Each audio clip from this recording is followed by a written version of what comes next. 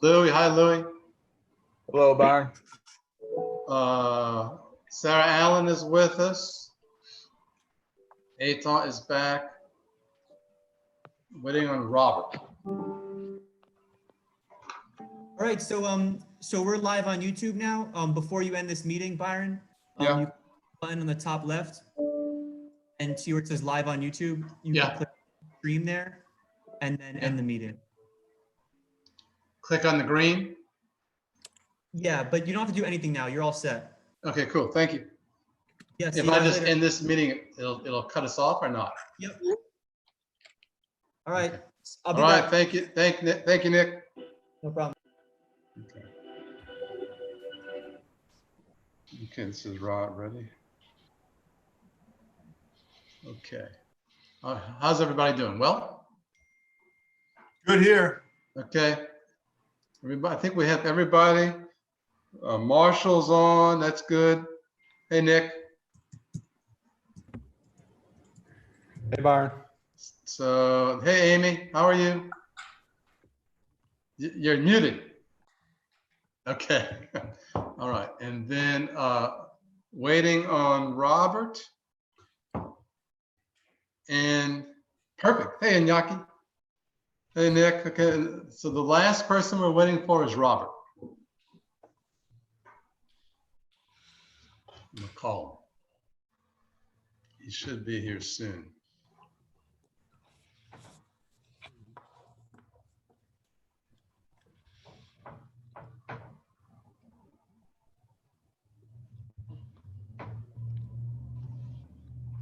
Okay, he can join us when he gets back. All right, well, thanks to everyone for joining us and getting prepared and cleaning up a little bit. And I'm gonna move this over here so that I'm looking at you. Give me a second.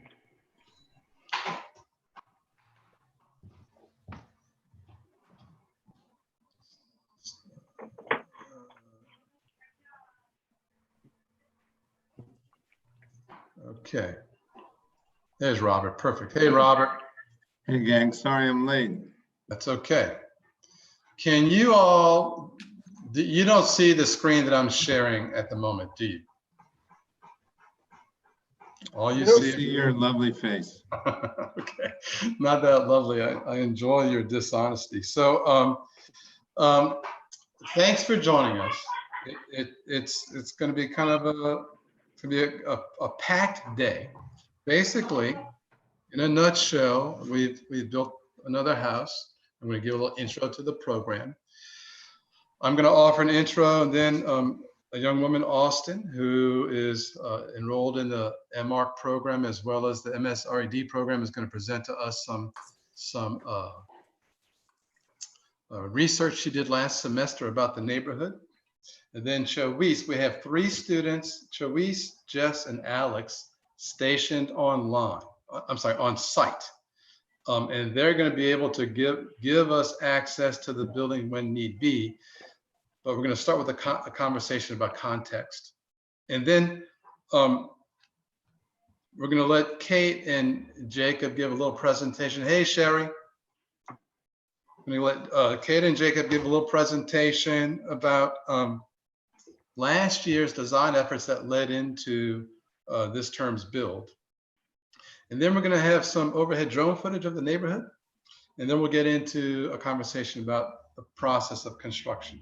I want to take a minute to introduce to the students all of the visiting critics. And I'm trying to figure out how to move something here. There we go, got it. So that I'm looking at you. Close this. Okay, close this. All right, now this is better.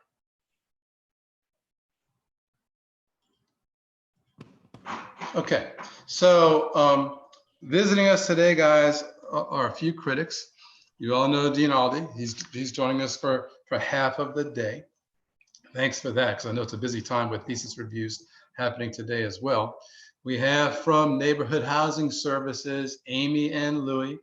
They're there somewhere, and they'll offer some advice or questions when need be. Joining us from the West Coast are Todd and Sherry from MARC Studios in Santa Monica. They're old friends and colleagues. They taught at Tulane in 2004, 2005, and you've been back frequently for reviews. And you're familiar with the UrbanBuild program. Sarah Allen's joining us. You all haven't seen her in a while because she's been preoccupied with other issues in life. Sarah Allen's going to have a baby in July, so she's been busy. Nick Marshall's joining us from Chase Marshall Architects, practice here in town, an alumnus of the program, familiar with UrbanBuild. He's the chair. He met the Neighborhood Housing Services crowd through reviews, through UrbanBuild reviews. He was recruited to sit on their board, and now he's the chair of the board. And so it's a nice link for us to have between the academic world and the professional world. And then Robert Riccardi is here from Gould Evans, and he's a pretty important part of this puzzle this year because and thinking forward. So it's going to be a busy, packed afternoon of conversation. Let me just get started, okay? I'm going to give a little intro. Okay. Let me get this over here.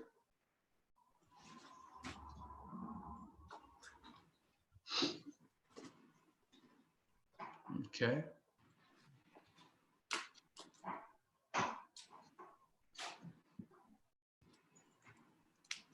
Okay, so I'm not as bad as this at this as it looks. It's going to be okay. Can you see this screen? Yes. Okay, so in a nutshell, I'm going to take a few minutes just to set the stage, but basically we've been working with Neighborhood Housing Services now for 15 years, and we've of those 15 years we've done 13 projects with them. 2 of the UrbanBuild projects have been done in other parts of the city, one in Treme, one in the 9th Ward, but most have been located in Central City, which is really nice because it's given us a chance to make a greater impact at a larger scale in a part of town. So we have some legitimacy there, and the neighbors treat us well, and they're quite interested in what we do. We've built 13 projects in the Central City neighborhood, and once again, this year's site is in that neighborhood at 2113 Harmony Street. What's really interesting now is we're at a new point in the program where we have more and more homes in closer proximity to each other. 9 is across the street, 10 is 2 lots down, 2 doors down, 11 backs up to 9, and then we are working at this site, number 15. And this commitment to one area of town we want to believe it has something to do with what we've done and what the students have done, but basically we're seeing more activity in this neighborhood where people are buying properties, improving properties, building new on the properties. And that's a nice feeling to have. The last, starting with project number 12, we committed to developing single level houses, 2-bedroom, 2-bath program. At first, we weren't sure if they would be received well, if they would sell, but the 2-bed, 2-bathroom houses have always sold quickly. They're of a manageable scale and price point. We've decided to go with a single level system because it's safer and quicker, and it gives us a chance to spend more time developing product of higher quality. We're not losing time scaffolding up or moving up and down. This year's research topic is entirely based upon where we ended last year, and that's been the scenario for the past many years. We always start by looking at what we did last year and how that influences what we might want to do now. We are critical of cost implications, material strategies, complexity, and so forth. But last year, we finished this project 2 blocks up toward the river. And it was a scheme that took advantage of the implementation of these interior courtyards that brought light in. The courtyards were the only way light got in. There were no windows on the adjacent party walls. And in conversation with Dean Aldi, one day he sends me a little sketch, and he was polite. He sends me a little sketch and doesn't want to feel like he's stepping on my toes, but he makes a suggestion. He's like, hey, what do you think about maybe pursuing some type of multifamily housing? Why don't we rethink density? And in fact, there's always been an issue about scale. How do we increase the scale of the program, the scale of the achievements? And we agreed it was a good idea.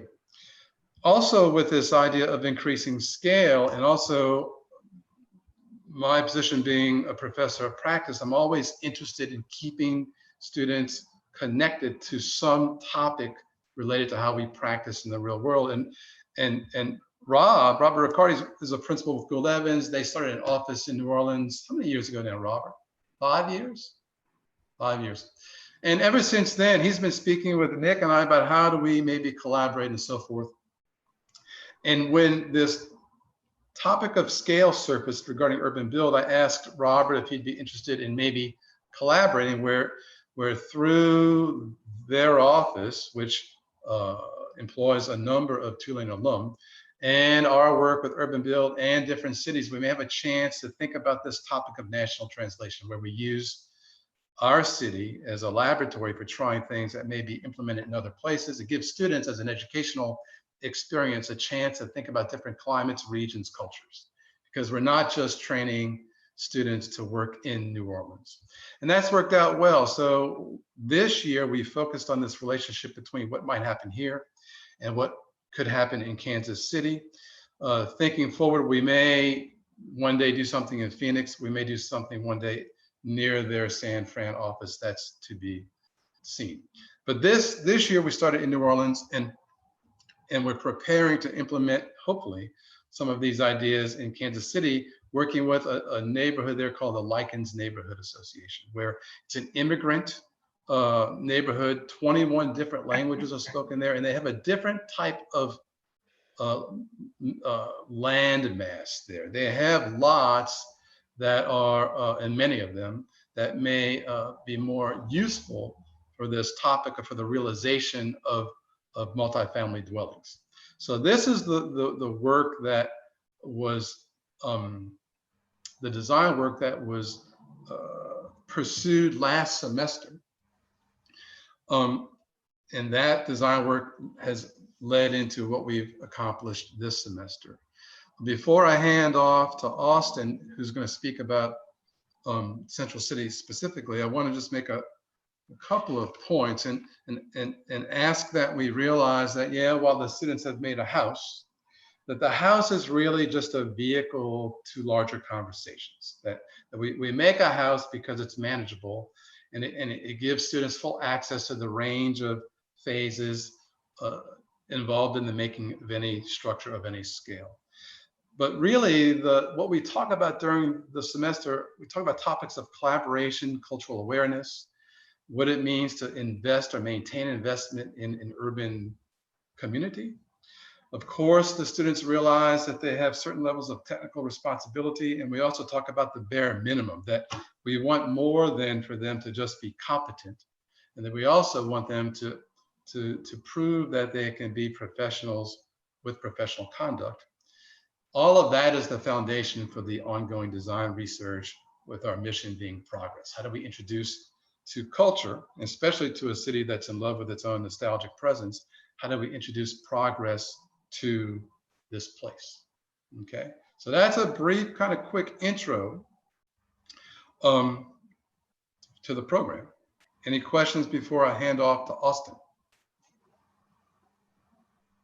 Okay, I'm going to stop share. Austin, you're up.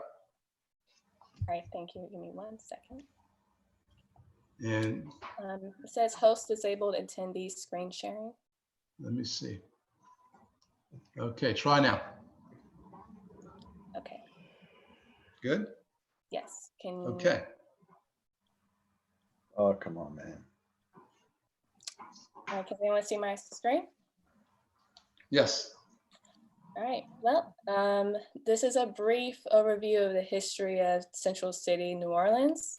Central City was considered a back of town neighborhood. It sprouted in the early 1800s due to the introduction of New Orleans and Carrollton Railway, which is known today as the St. Charles streetcar line. The neighborhood had a strong history of being home to working class immigrants. And after the Civil War, it became home to Black residents that majority of them came from rural areas. By the late 1800s, I think what's really unique about this neighborhood is that 95% of Central City's structures were rental residential units. The homes in the neighborhood were built to be rental properties, and the shotgun house typology was the most prominent architectural vernacular in the neighborhood. The neighborhood also was home to a very strong commercial sector, whereas for a time it was the center of commerce for the city. The commercial history originates on Dryas Street, today known as O.C. Haley Boulevard. It was a thriving racially mixed business district from 1830s to the 1970s. From 1980s until the early 2000s, there was a strong commercial decline in the neighborhood, and it became blighted. And then after that, the city decided to reinvest into the neighborhood. And up to this point, and to the beginning of the UrbanBuild program, was this resurgence of the neighborhood, a revitalization of that neighborhood. And so that's the brief history of that. And I'll hand it off to Cherise. Okay. Cherise, you ready? Yes. Okay, so we practiced this morning. Cherise is one of 3 students on site, and he can offer us he's going to offer us an intro to the context from the ground live. Ready? Yep. Okay. Well, hello, everyone. Can you guys hear me clearly? Yes?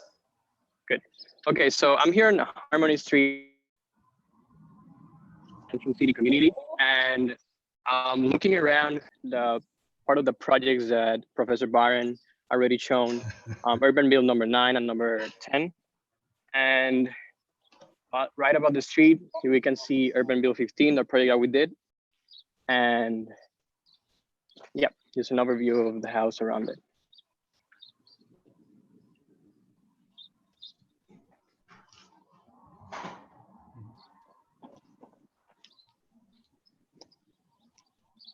Good.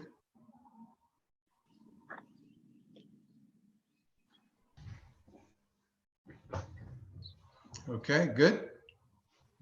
Yep. All right. Lou, you there? Louis got a mute. Byron, can Okay, you so- see that house on the right a little bit?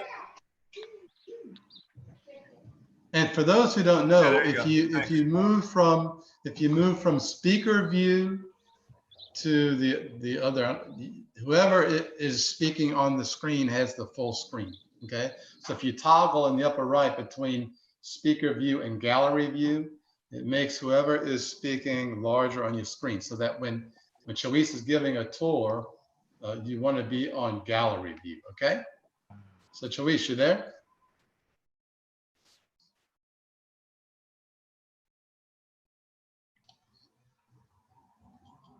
Cherise? One of them recently bought, and he has Yeah. plans to be redone. Also around and being a neighbor of one of our UrbanBuild projects, you can see another house in process, being foundation process. So it's the neighborhood, and especially this street, is being worked on, and us being part of it has been a very good experience.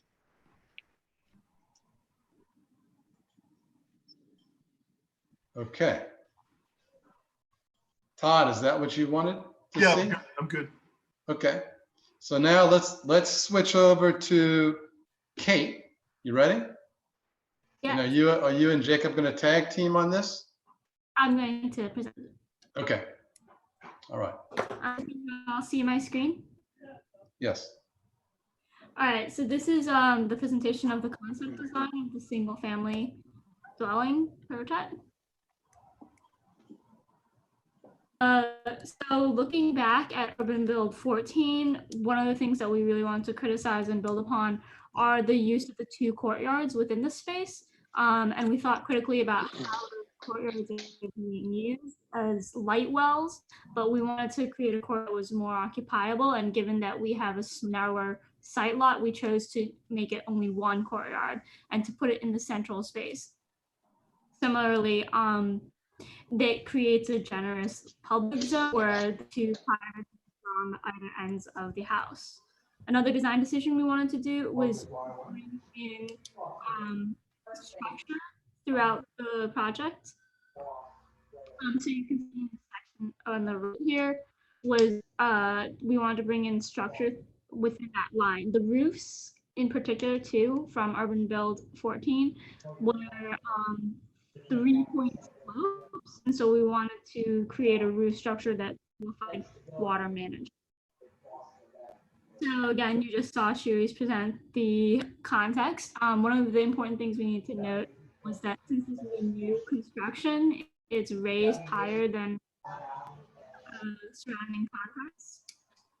And so the question of how the porch relates with the surrounding context I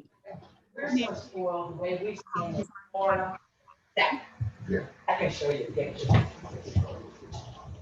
Louis, Yes, you need to turn off your microphone. all right. Thanks. Thank you. Okay, Kate. Yeah, so here are the massing diagram showing how it came to the form for this project, having the 3 roofs slopes down towards the courtyard. And then water would then go through the courtyard, through the gutters, and down through the deck boards. And when pouring the foundation, you'll see on the right here that there's a slanted plane to then allow the water to go to the side and go back to the front of the house.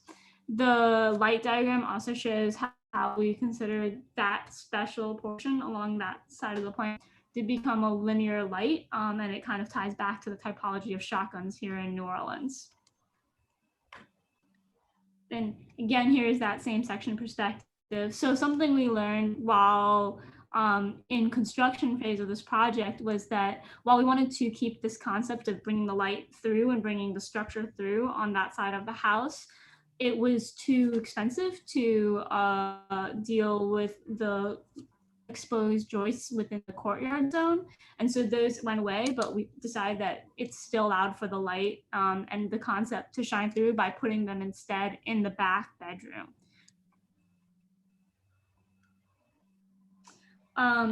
Another important thing about this project was that we decided to use smart engineering framing, which means that we put the studs at 24 inches off center instead of 16 inches off center, and made sure that they're aligned with the wall joists and the ceiling joists laterally. And that saved us a lot of money on terms of lumber costs. Saved us a little money. Some money. One hopes.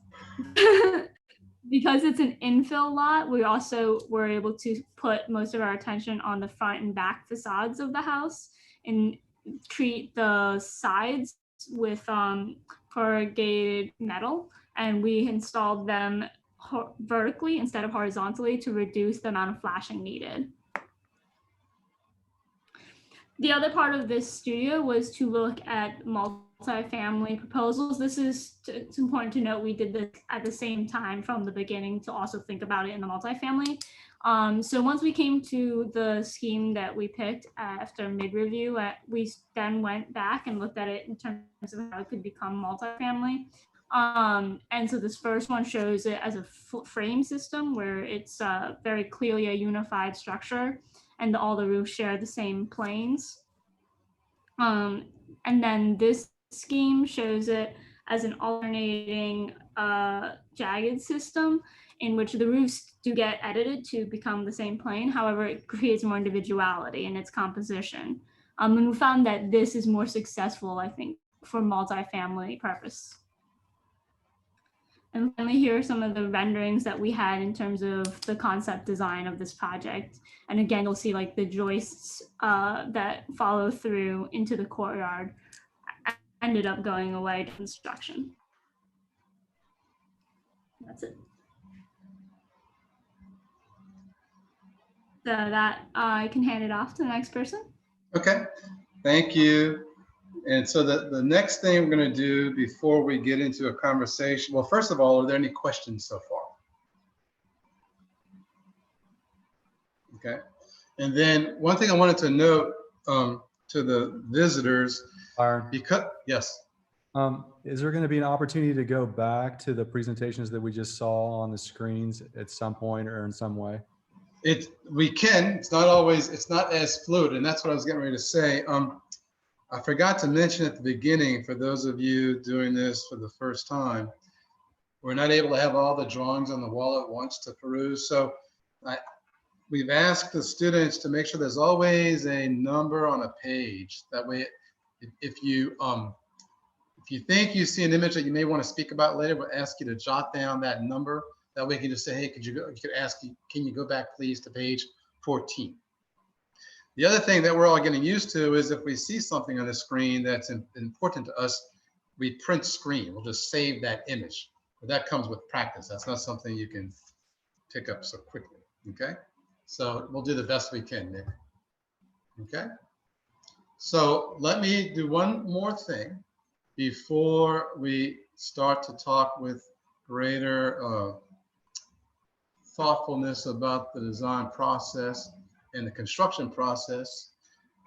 Nick Lacauzi put together for everyone some drone footage, which will just help to locate the project for those of you far away. And I'll share that with you now.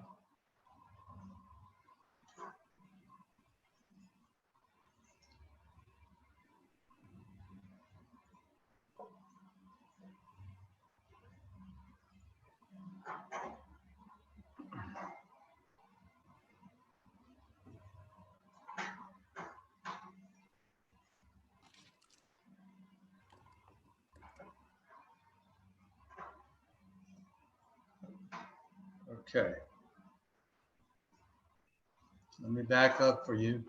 Nick put this together for the students just yesterday or a couple of days ago. And it gives you guys an understanding of what they've been up to. Okay, can you see that?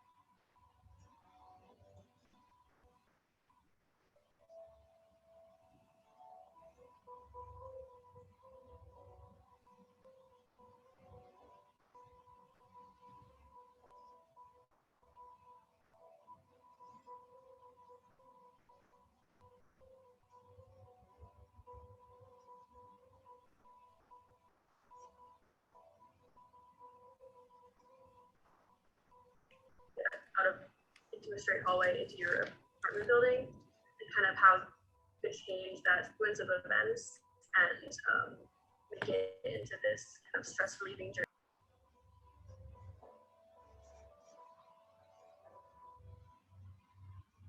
Okay. All right. So thanks to Nick for that. Stop share. And now we will begin a more conventional discussion where each student will make a presentation about what they learned, what they did. They've chosen topics to present. Okay. All right. Who's ready to go?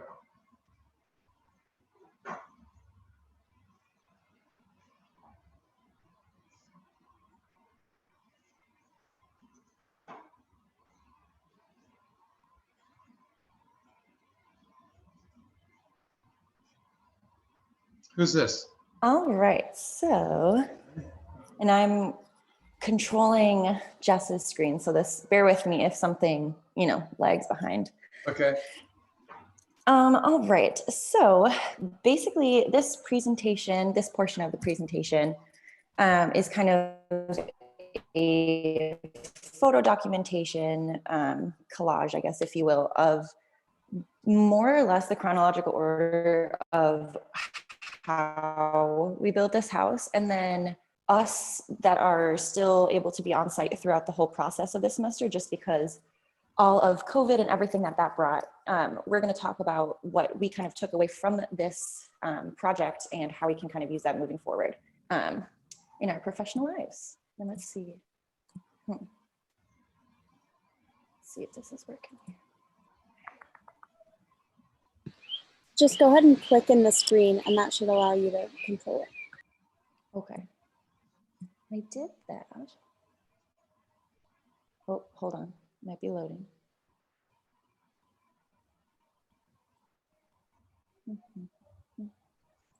Nothing.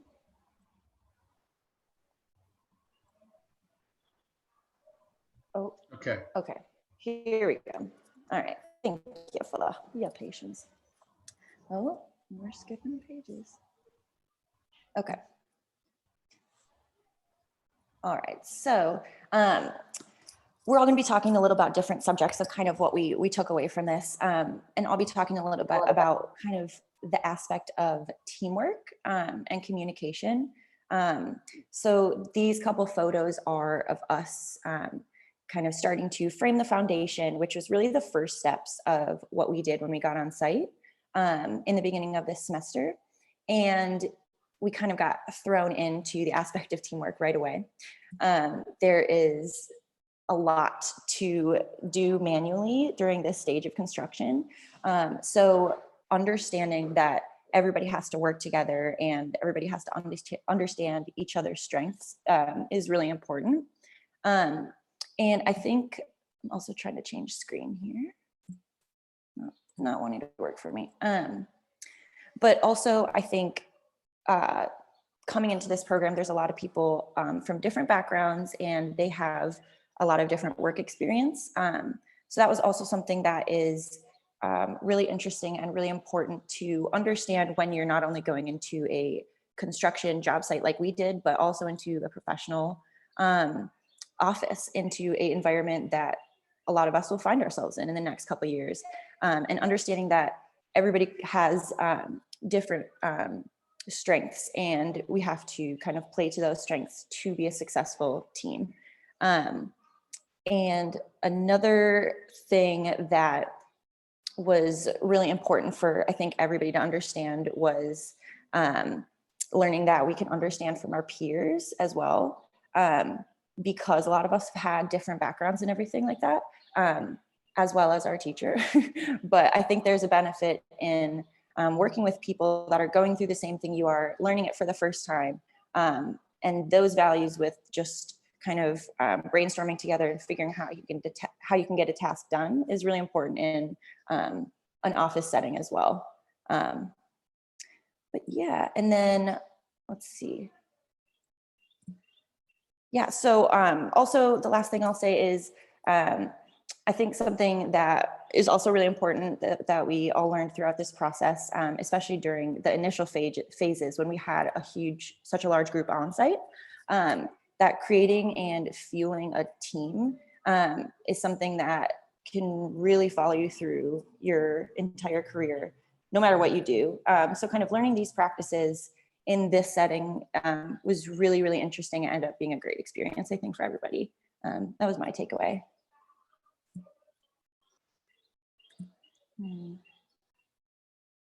Whoever is next. Yep. So also, as part of the team, being in the studio, we had this morning meetings. We tried to every morning meet ourselves as a team, and sometimes it was part of this teaching and learning experience. But more of that is about trying to coordinate ourselves to be on top of our schedule, coordinate and communicate between ourselves to be on track. And we had all time to be very good about the order placement that we do it on time, and we have to be responsible tracking it. And that allows us also to be good on site staging. And when we receive that material, we organize it to be able to be more efficient with it. So is as a takeaway as a group, I think is scheduling, communicating, and coordinating is a very important task to be on it. And we learned that in the construction business, there's a lot of waste in material. So we have to be very careful with it and try to think when we order, not to order more than we need, and to be in a good balance when we can change any process of building if we need to, but be intelligent to not waste the material that we order. Also, that definitely will help and facilitate us to move on into the process and being on schedule. And this semester, fortunately, we had very good weather around the moment of construction. So we were fortunate enough to be on schedule, sometimes a few days ahead, but everything could go the other way. So we had to continue going and be coordinating also ourselves very good.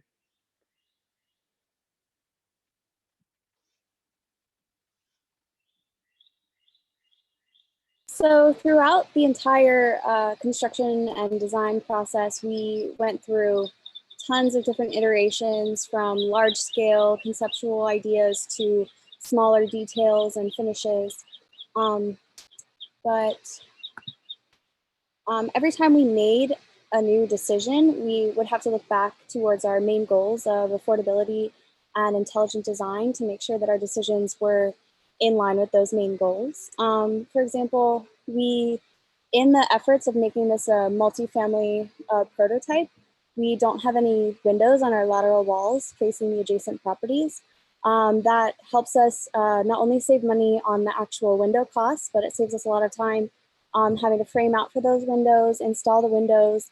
It helps us with even better waterproofing, and it saves in so many different ways. And then another thing that we had to look at was being smart about where we invested our time and our resources.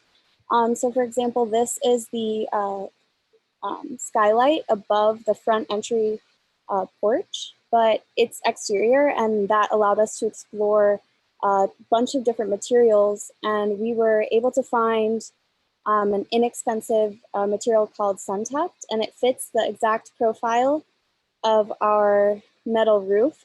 And so we were able to create this very seamless transition that saved us a lot of time from a traditional skylight assembly.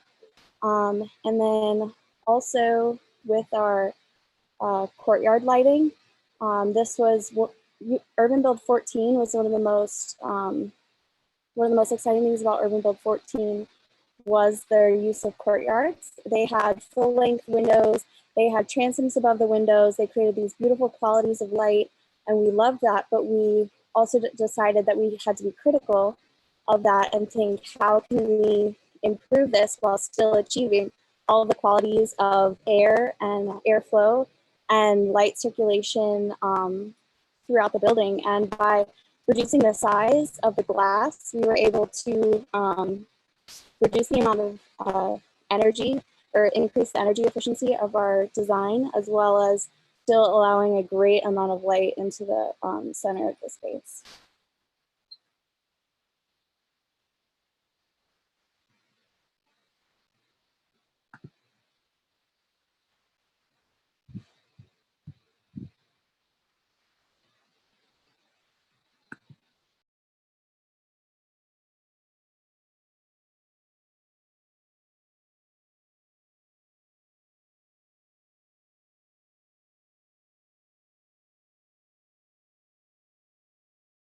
Austin, you're on mute. Sorry, I didn't I want to interrupt.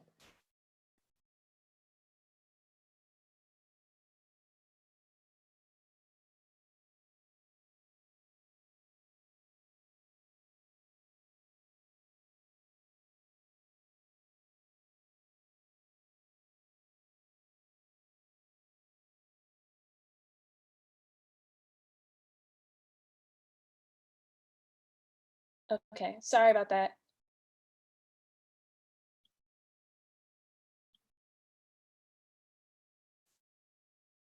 Okay.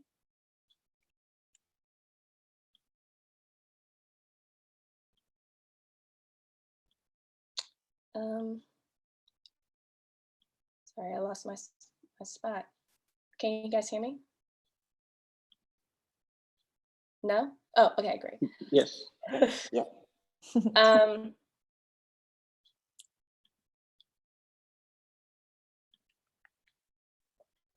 So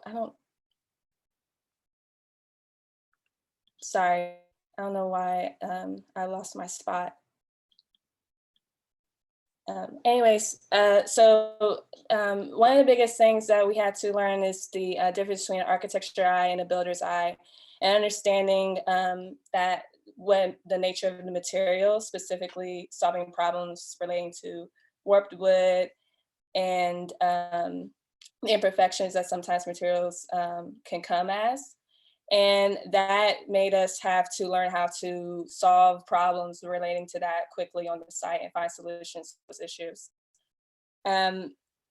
So this is the facade showing the tongue and groove members of the stained wood that we were utilizing. And sorry, I would like to go back to one of the places. Am I controlling the screen?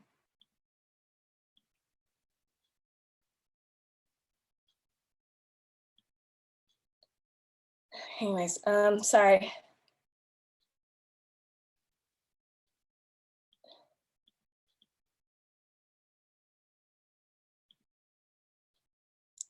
Anyway, so Jess, could I need to go back to a slide. I'm sorry. Okay, I'll take back over.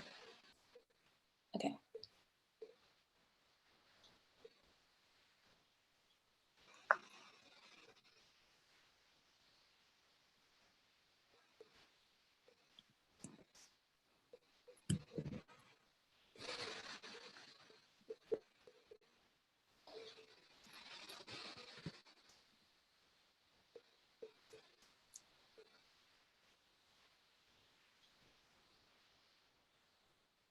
Could you go back to the, right here's perfect. Thank you.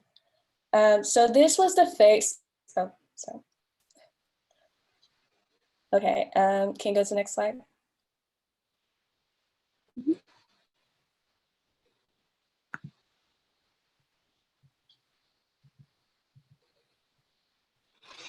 So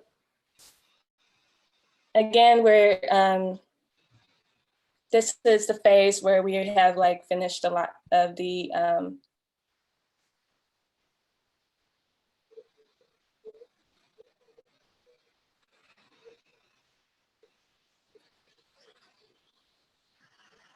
can you go to the phase where the hardy was not painted completely?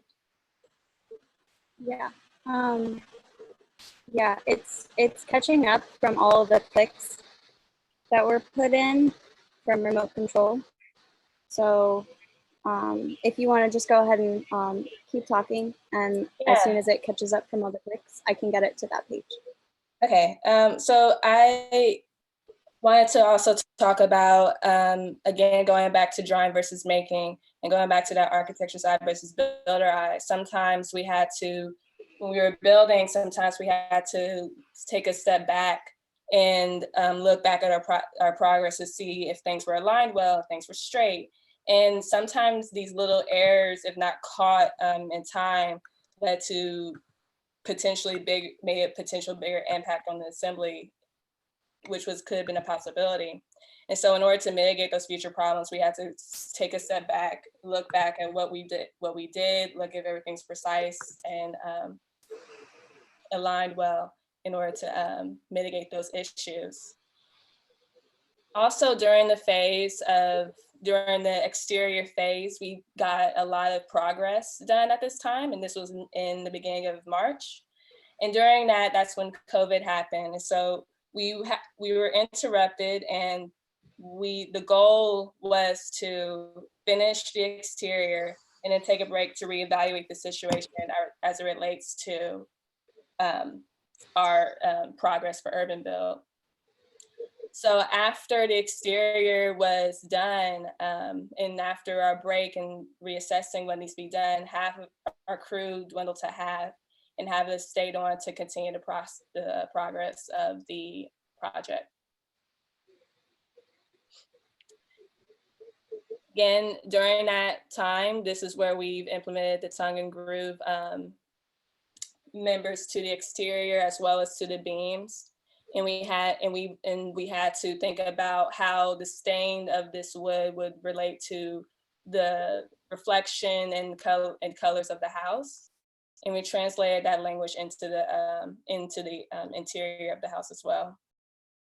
As you can see, this is the entry way as well as the dining space of the tongue and groove members.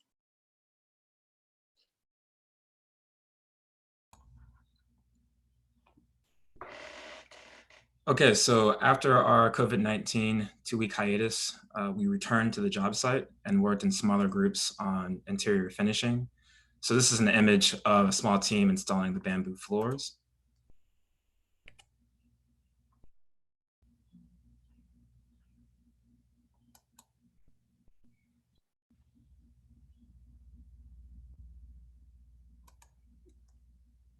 Let's see if I can get to the next page.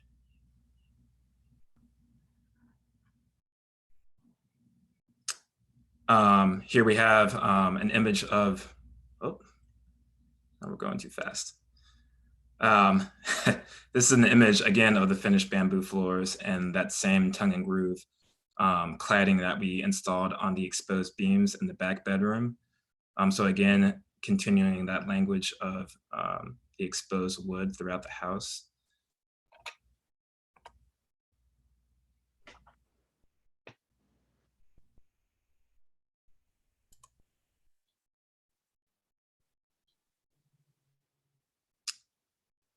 Again, here's a picture of the interior bathrooms. Another small team worked on tiling and grouting within these spaces.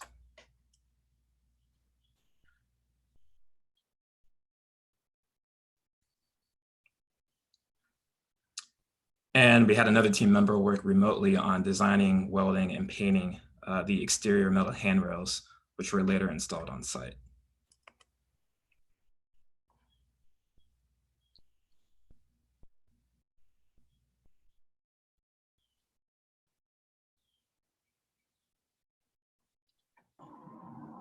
Taylor, I'm going to help just for a second so that everyone understands.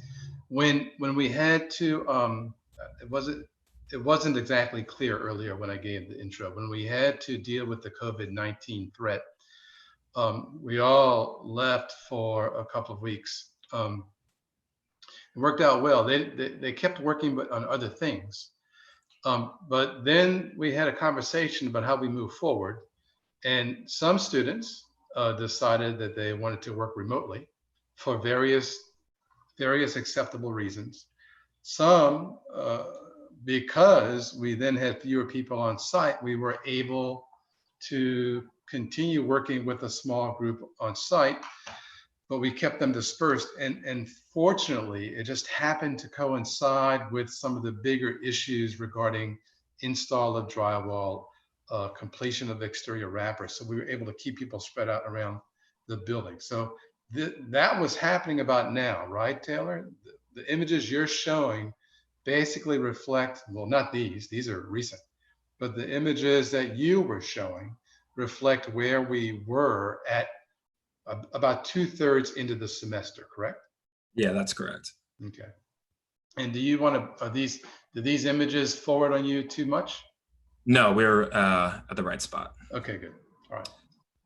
Yeah, so as Byron mentioned, the previous images showed some of that interior finishing work that we worked in smaller teams to finish. And then we sort of went back to the exterior and finished up the landscape design. So here's an image of the sod and the backyard fence installation, which really helped to make the house feel more like a home.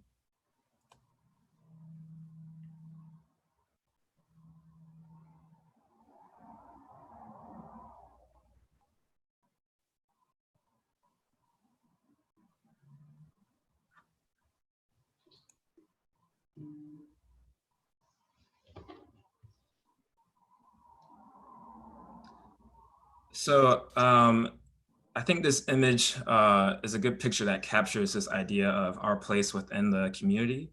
So I want to talk about community engagement within the neighborhood of Central City, as Austin mentioned earlier in the presentation. So this idea of engaging with our community is incredibly important to our program.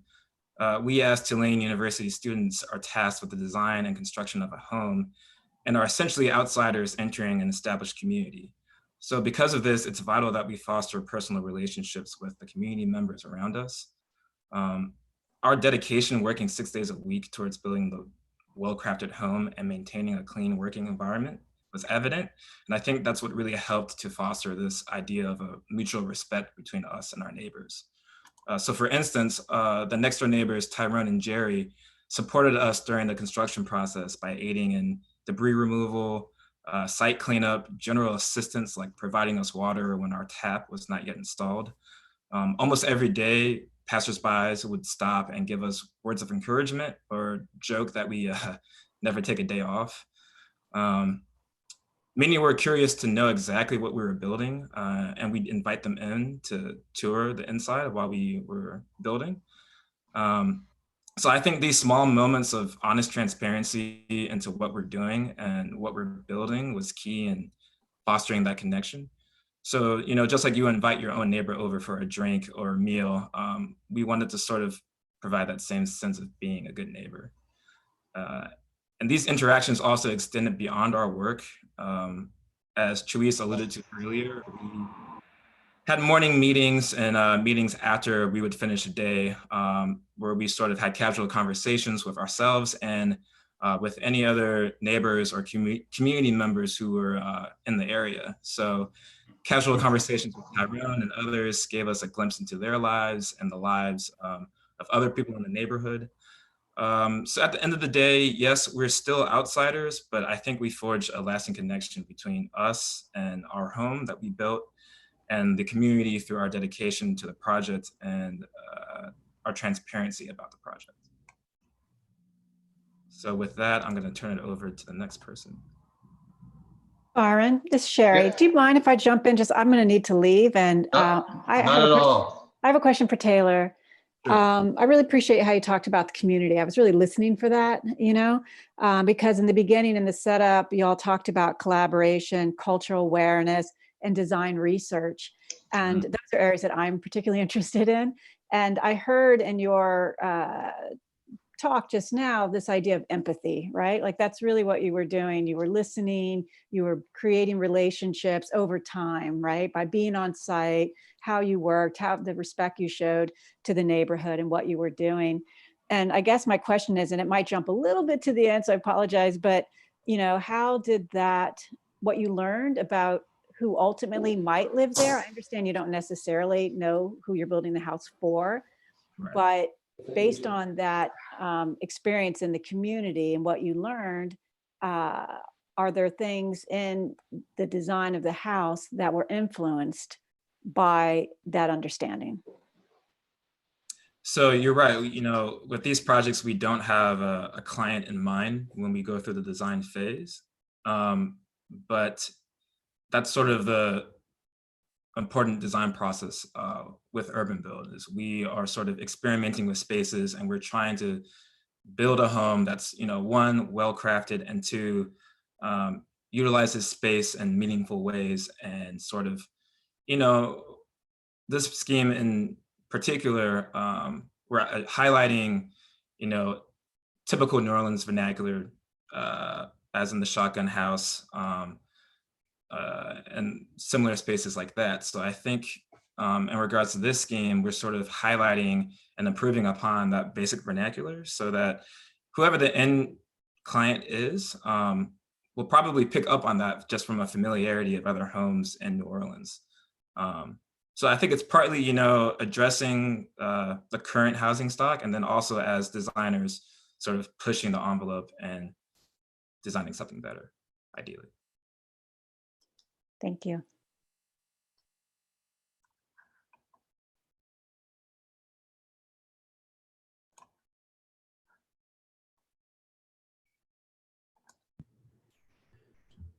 So I was just gonna kind of to wrap up our discussion of the construction process.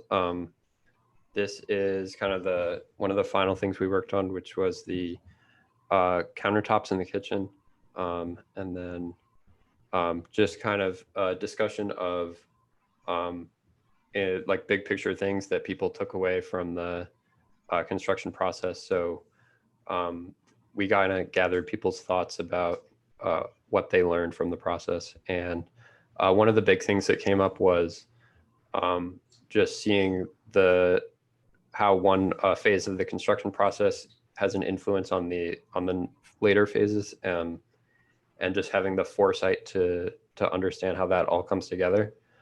So this is just an example here of something where a decision that we made in the design phase and in framing, and the result that it had in the finishing phase. So this was an instance part of the exposed beams, and just the way that the detail turned out of wrapping them, which I think a lot of people agreed we would have done differently if we had, if we did it again. So that just like seeing how those decisions about those earlier decisions have an impact, and that related to that kind of being adaptable and being able to make changes on the fly, and inventing solutions is a word that Byron says a lot. So there's a lot that we have to invent and kind of be not just, so that's kind of how the idea of design comes into even the build phase of UrbanBuild, is we're doing design throughout the process and really inventing solutions. And then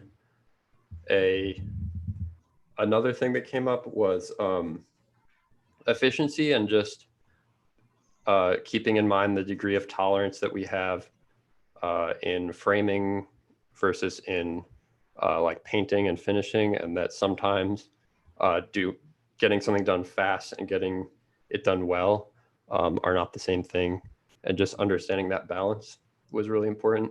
And then also communication, and being able to communicate with each other both graphically and verbally, and that the function of drawings in construction is different from the drawings in the design phase. So just understanding those different forms of communication.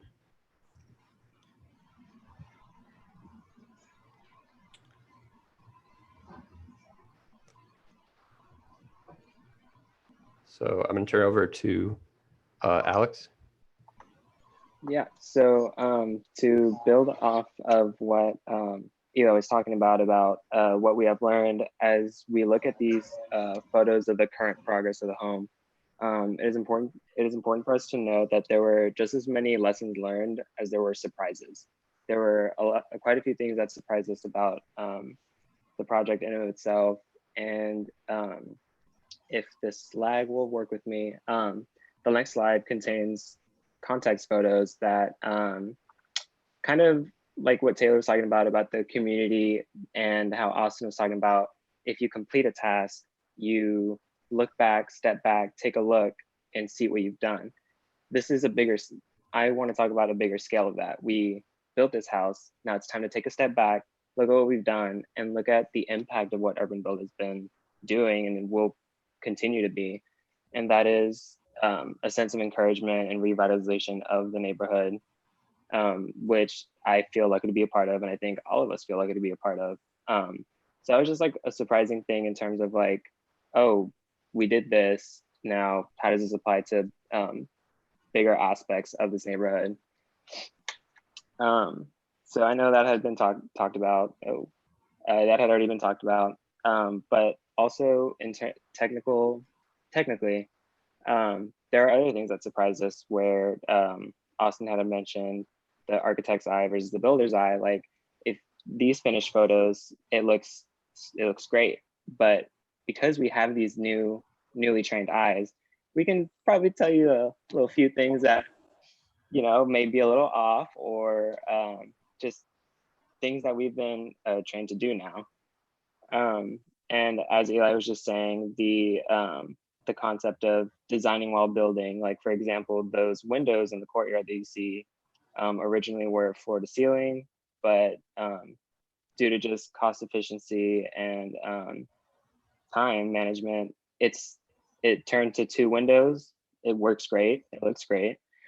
But those are the things that like we've come to learn, and how quickly we've learned, I feel like, has also surprised us quite a bit. And yeah, these slides keep going. So to kind of wrap up, another, like the biggest surprise of all, of course, for all of us was just COVID happening and where we go from here. But the real surprise was that we were able to continue and start a new conversation about, okay, well, we're almost done with 15 now. Byron had started talking about, you know, where can we go from here while we're in quarantine. So let's talk about UrbanBuild 16 and where that could go. And so that kind of led into an assignment mentioned previously, where we start to correct and translate this iteration into the continuation of the program for next year, which is the next part of this presentation. So I think that about wraps up the construction process, and would like to pass it on to the next team. Well, let's take a minute now to pause, because it's always, every year this is difficult because we're not having students individually pin up their work and we review them one at a time. It's a group project. So you've each had a chance. I asked them to choose a topic to address. And so they put that together themselves. And that's part of the design assignment. I think now's a good time. Now the picture's pretty clear. It's pretty clear what you built, and it's pretty clear the steps you went through. I'd like to hear some questions from our visitors about what they've heard, what they see, what they think. But so that you all understand, when we got to this point, when we got to the point where we had to split, I asked them to start correcting the project. And so we'll see the second half of this conversation will be about presentations, which we call corrections of this scheme. What would be different? What did we miss? There are some things that we missed from the presentation. I think there were some qualities of the design strategy that were lost because other elements were pursued. And I've asked them all now in reflection to think about what was worth it, what was not worth it. And that's what I'm interested in. I think now is a good time to speak about what works and doesn't, about the strategy, about the scheme. So, Aaron, can I ask a question? Were any of the students involved in the design as well as the build? Yes. Raise your hands, those of you that were. I don't see the whole grid, but is that half or less? Not quite half. I think maybe a third. Is that fair? Would you say a third? A little more than a third? And when you took the break, was the building already framed up with the roof? Yes. So they had a pretty good idea of the spatial quality of it. But when the break was forced, the building was watertight, okay, and systems were all run, and drywall was either up or going up. They were in a good spot. And would it be possible in that package? Is there a plan of this building? I feel like yes. I saw the last one, but I don't know if we saw this. Yeah, who can find from the early part of the presentation? Probably Kate's presentation. Let's find a plan for Todd. Sure. I think Kate had to step out for thesis. Thesis, yeah. Here. So so this shows UrbanBuild 14 up above, and then the current scheme is down here below. And enlarge that, Jacob. Sure.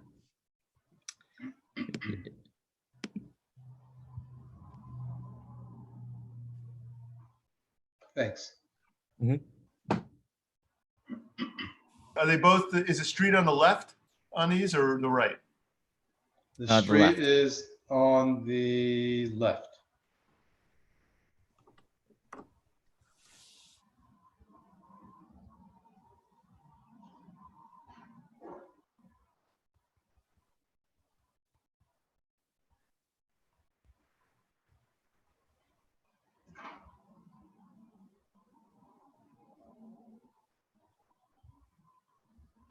What's this little room? What's this little room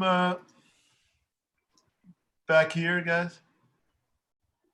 Turn on your annotation tools, Todd. Do you see it yet? There you go. Yeah, now we see it. Yeah.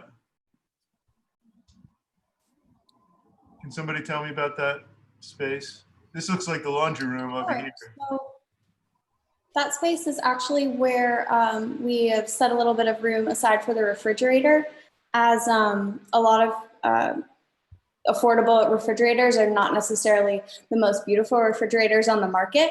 We figured it would be able to have a close proximity, very close proximity to the kitchen, very easily accessible, and the pantry is right across from the refrigerator, but it doesn't have to be the center of attention of what could have been a beautiful kitchen. Got it. And what's this shaft up here in the front? This Next to the bedroom on the left, yeah. So that is a little coat closet right off of the entryway. so that does have doors here or something. It was a mechanical chase, but it was changed to a coat niche during construction. Jessica, this is Nick. I think you're in the Hi. house. You're in the house, aren't I you? am in the house, yes. Is it possible to walk to the places that Todd is circling and show us exactly what we're asking about? Yeah, Chowice has to do that. Definitely. Chowice has the tripod ready for that. Yeah, that would be great. Can we start out on the porch and come in? Yeah, I mean, I think Sure. I think the limitation of the presentation, the way that it's happening right now, is that we're, as architects, trying to look at these floor plans, but you all are actually there. So if we can move through at like 25% speed when you move it, and it's something that I think everybody has to get used to in COVID days, right? Like when you're doing selfies with your camera or showing your mom, you know, because you haven't seen her in 100 years. I know for me, I have to consciously move my phone and camera at really slow pace, right? And not real time. So if someone could walk through, I think that would be wonderful at about, I mean, if we're talking about drone speed, it would be 10% drone speed. Tiptoe. Byron, should I let go of my screen so that we can do Yes. speaker view? Okay. Yeah, do that. Yes.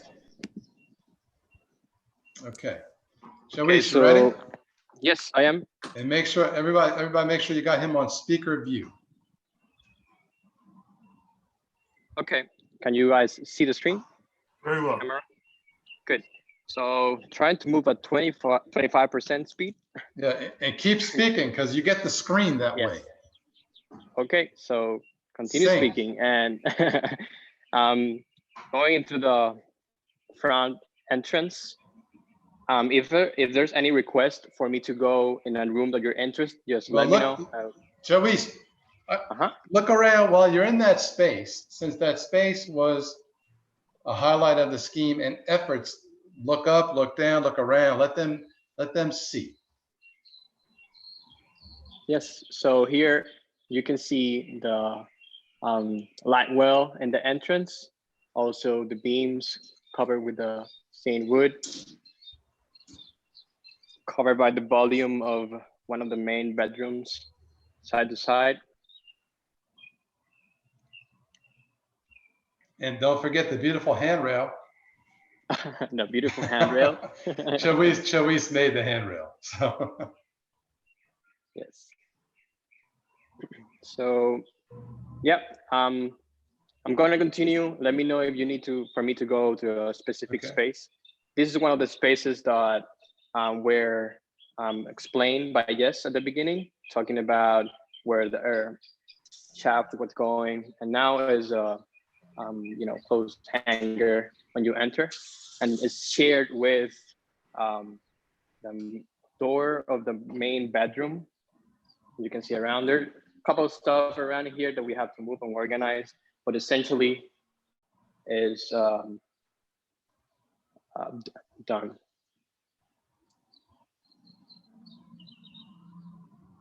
This is the main space where you have the connection between the living room, the dining room, and the kitchen, and you can have a look inside the courtyard. One of the interesting part of this construction and design especially is that you can look through the through the windows all the way to the back and to the front. And at the same time, that work for cross ventilation decently.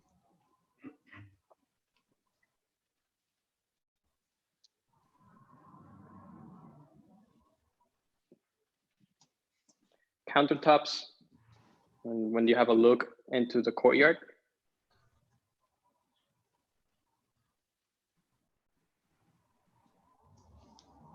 Then entering the space, the guest also described earlier with the when you have a small space for the fridge, and also you have space for a pantry and shelves that you can organize your food very close directly to the kitchen.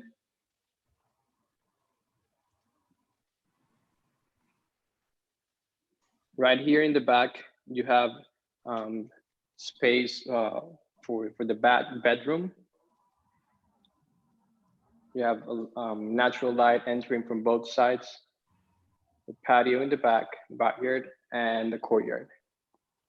This room is especially different from the front room, having the beams exposed, higher ceiling, bathroom,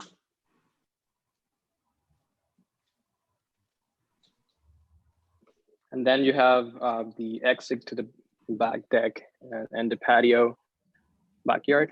You can see yes right there.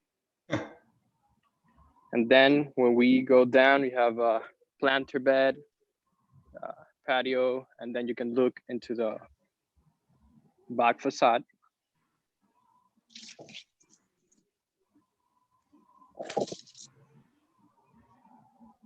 Yes, if you want me to go to a specific room, just let me know. I'll happy to Go down the side alley toward the front again. And I wanted to see how those windows were framed. So this is the metal panels in the sides. This was a surprise for a lot of us. It was really fastly installed by one of our subcontracts, Hernan, and a couple of us of the team helping him. 2 days, So, right? It took 2 days, I think. Just 2 days to do both sides, and then maybe one more day to do the roof. It was pretty fast for us. And yeah, back to the front.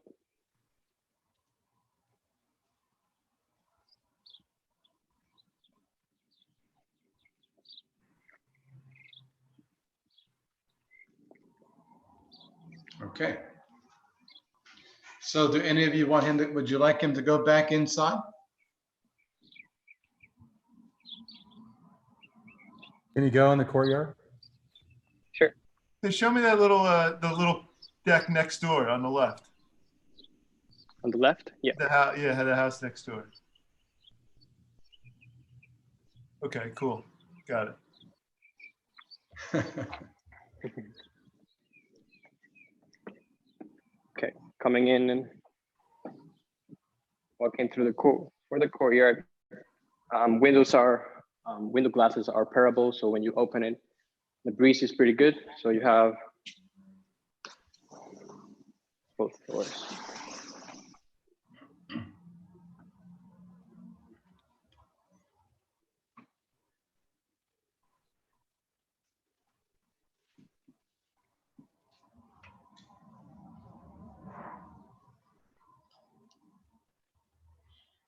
Nick, you're the only person on the review, the only critic besides Raphael and myself that has seen it finished. I gave you a walkthrough yesterday, so you have a little bit of you have an opportunity to speak to that a little bit. Yeah, and I will. I just want to make sure that I think a few minutes of walking around with the camera is important for everybody else. Mm-hmm. Any other space that you guys are interested in going?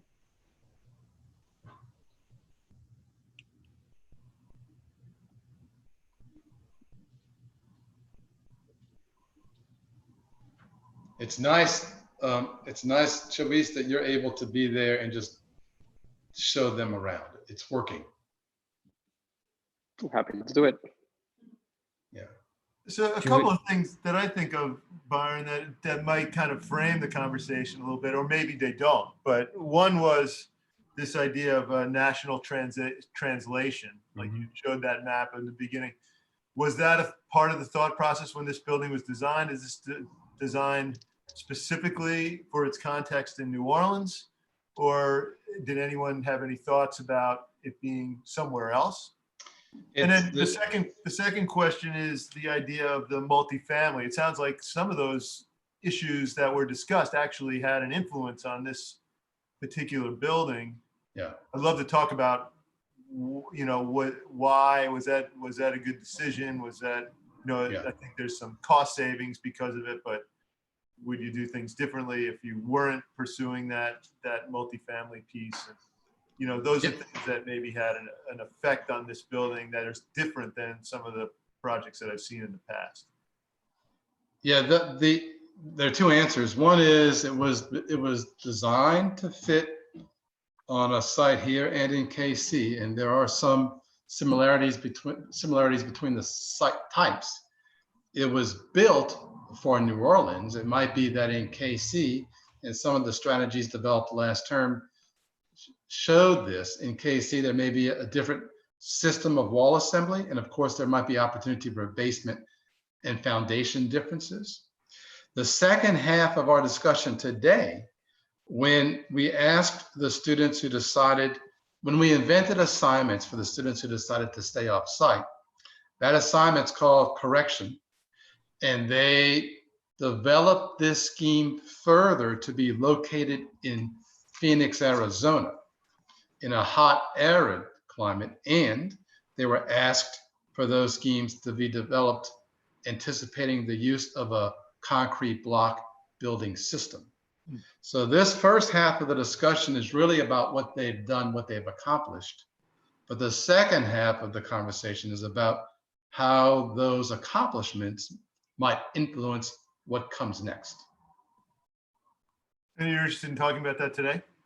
Oh yeah, we will talk about that today. Okay. I think really this is about criticizing what's been done, what could be done better. I'm really interested in this question about what was lost and what would we fight to get back? Like the biggest, is there a way to go to the section of the scheme in Kate's presentation, Jacob? Yeah, let me just share real quick. And do you have the section from midterm and the section from the final of the semester, or just the final section? I believe it's just the final section. Okay. In our slides, and I can but go. we do have the construction documents, don't we? Yes, someone does. And the cover sheet of the CDs contain a quality that I'd like to point out. You're sharing screen now? Yeah. Yeah. So that's the section, Todd. So I'm gonna annotate and ask a few questions to the group and for the critics. But once upon a time at midterm, this was all glass, right? Which part of it? Okay. And there was this continuity of structure that ran through. And at the midterm, this area of exterior structure exposed to the elements was criticized. And we took that to heart. We removed those pieces. In how was it criticized? That it would not it would be difficult to maintain regarding weather. It would require, we really pushed the topic of affordability this term. They would require additional flashing and maintenance and so forth. Now, in hindsight, I think we could question that, but that was the There's other ways. topic then. They could have been hung. They could have been a different, not connected to the structure, right? They could not have pierced the siding. That's right. That's Would right. it- do the students think that that would be a better space if it had that roof? Oh, that's a good question. Like from a sun aspect and. What do you guys think? I think, I guess if we're just gonna go for it, seeing it in the renders with the light quality, having those joists in that courtyard, I think is something that I do think though that when looking at, I'm looking at it right now also, when looking at the courtyard, the soffit and the roof hangs over, I think a little too much for more joists to be added. And that being like in the center of the house, and it's the main kind of only light source that we have. I think that's another reason why we were kind of rethinking that decision and saying, oh, maybe it's more important to have this huge, just open light well to flood the whole space, rather than focus on that kind of dappled quality. But I think there is benefit both ways. It's just kind of a different, a different strategy. But why was this overhang added? it wasn't added. I think it was just more so that me realizing like, oh, this is what it looks like in built form. Now seeing this, I think that it's good the way it is. And it might take away too much light if those joists were added. But yeah, so that overhang wasn't included in the original drawings. We weren't exactly, we were still working through how we were going to deal with water collection, as that's something every design in New Orleans is facing. And you can see the roofs kind of flood all the water into that courtyard space, and then that the roof plane adjacent to the courtyard pours the water into the courtyard. And so that became really important if we were going to have those 12-foot wide sliding doors to ensure that no water would get in. We wanted to make that drip bigger just for even safer water protection. And then we also had those gutters that weren't drawn either. We, in this drawing, definitely shows that the joists would be great, but with the logisticality of water control, it would have been way too busy. Are there any solar studies done? Because immediately adjacent is a 2-story wall, right? 25-foot wall that has an impact on this space as much as anything else. Yeah, so actually, the realtor, I actually love the courtyard. I was wondering, Byron, has anyone ever, was it considered adding like a little green space to it at all? Was that a possibility? Say that, I'm sorry, say that again? I love the courtyard. So I wanted to start by saying that I think that would be a great selling point as the broker. I was wondering, did you guys ever consider maybe including like a little green space? Any greenery, or was that possible? Well, it's possible, but I really pushed that this was a full-scale model of a unit that would be a component of a multifamily assembly. So I was responsible for every time a suggestion was made that we cut a window in that wall or open it to the alley, I would say, no, let's stick to this. Let's see if in fact we can get the quality of light that we want with just the courtyard. Now the deck could be replaced by an earth berm. It could be planted, and the homeowner most likely will fill that space with potted plants and so forth. Yeah. And if a homeowner came along and wanted to cut the deck out and step down to a garden, that's also possible. But I think any of those features could be gained without losing the qualities of the scheme. I think it could work either way. And going back to that question about the context, we did realize that the adjacent building is really tall. And I think what Byron was saying about keeping that wall solid, our left and right walls, helped to kind of like disguise that side facade. And it kind of helped us in the end to really like focus your view upward. So it does seem very open and you don't notice that.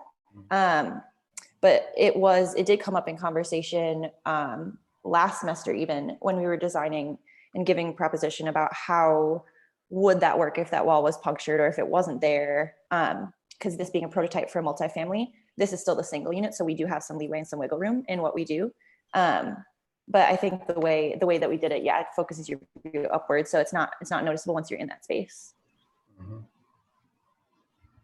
I mean, that's interesting. That makes me, but it makes me wonder why the solution was to put a cover on here that would make the actual courtyard smaller.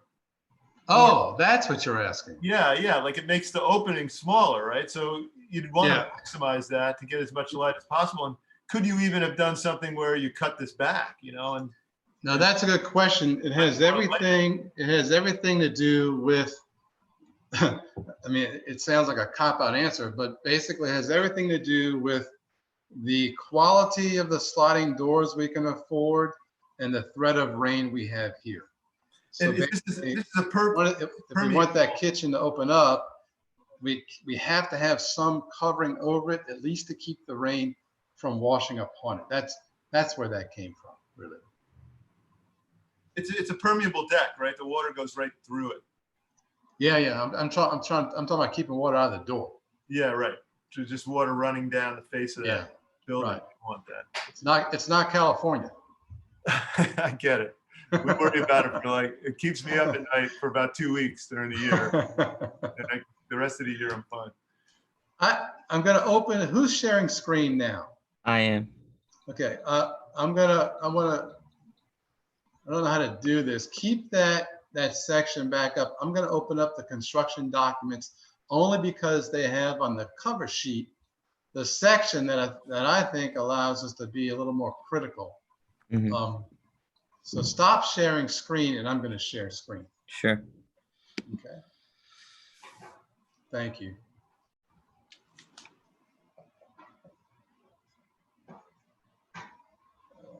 All right.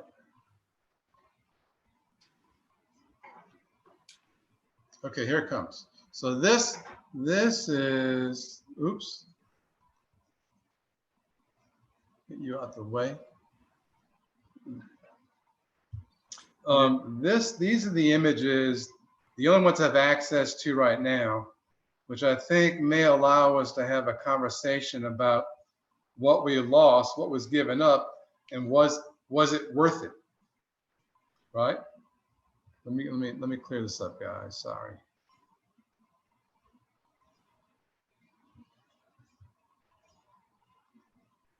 I don't know why it's blue.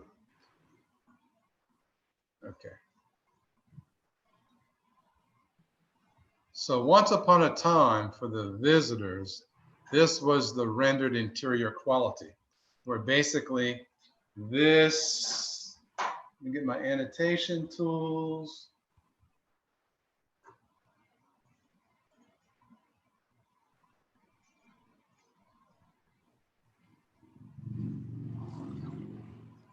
So this was a larger, can you see that? That was glazed floor to ceiling. And this was the system of structure that ran through the entire project. And we had conversations in studio about how as architects purchasing Eames furniture and exotic potted plants, we could really learn to appreciate that. And we had conversations about was that true to the needs of this of these owners or of this program.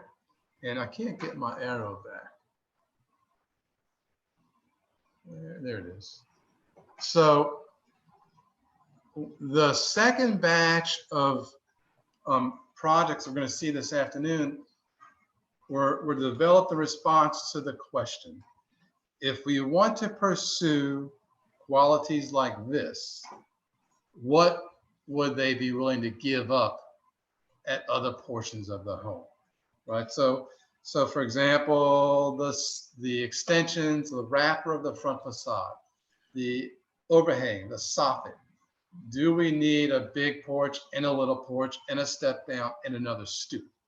And so we'll see that next, like what might happen. Yeah, Todd? Can one of the students tell me about what that system was planned to be and what its cost was? Yes. Jess, can you speak to that? You're talking about the system of the louvers? No, the whole system of glass. Okay. What's the order of magnitude with the difference, right? So with the system of glass, we really loved the concept of being able to stand on the front porch and see from the bottom of the floor to the very top of the ceiling, just glass, being able to see straight through. And we still were able to achieve that goal of being able to stand on the porch and see all the way back. But we did decide for the affordability aspect of this project, how we can achieve all of the things that allows us to achieve, such as the light and the airflow, with a scaled back version of that design. So you're seeing here on the first image on the left, you're seeing 4 panels of glass. That would have been a transom window and then additionally another sliding window, floor to ceiling. And those are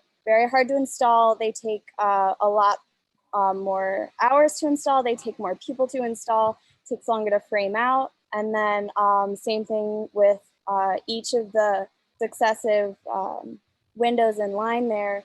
And then additionally, the sliding door, same concept, having to do a 12-foot long transom, a full 12-foot sliding door. So we kind of sat down and we reevaluated what was important to us, and it really every single time came back to the quality of light and the airflow. And when you're sitting in the house, like today I'm outside and I am really, really hot, but when I walked inside, I was automatically hit with a breeze and it was so much cooler. Wow. And then all the pictures that you guys have seen of the house, we don't have electricity right now. So everything you've seen is with only natural light, which was something that was really exciting to me. So even though it might seem like we really gave up a lot, we achieved so much with cutting down a lot on our cost and our labor time. So. Jess, can I ask you, was that a Windows system? Was that like a Western Windows system or like a proprietary system or a name brand system?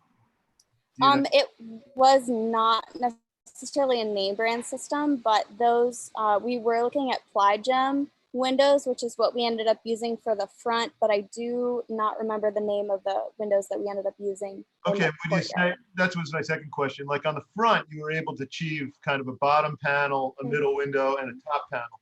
So is that basically the same configuration, the same way you would frame it, where there's a header above and a middle header? Yeah, so we would have had to put in the header above, and with the height of that glass, the header would have had to be a part of the ceiling framing system, which is what we did in the front window, but that was really tricky. We had to frame up everything and then go back with a Sawzall and kind of cut out select pieces while making sure other pieces stayed in place. And that took us a long time to properly frame out. And then additionally having to get each of those windows in there, that took us, just framing that window took the same amount of time as framing and installing the other windows, I would say. So. Yeah, but I think the question is bigger, Jess. Like, so first of all, yeah, what did we learn? We know that some things cost more than others, and well, we also learned that we can do quite quite a few good things too. My question for everyone to discuss is, where did that image go? Hold on a second, I lost it. My question is, hold on, sorry.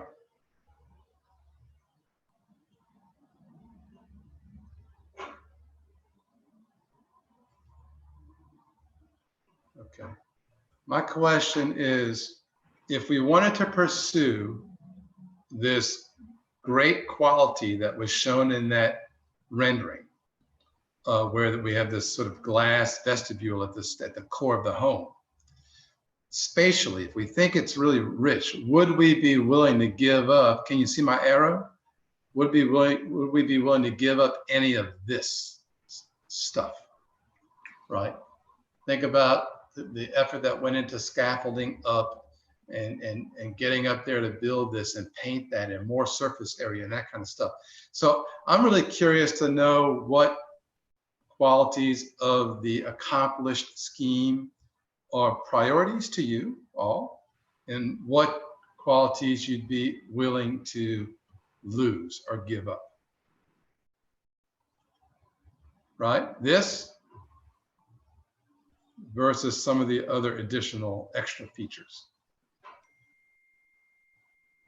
I think one thing that was talked about quite a bit, along with the courtyard, in order to gain this like glass box, if you will, that I think is kind of represented in UB. You're breaking up, Alex. I think one thing that was in our scheme in UB15 was this light.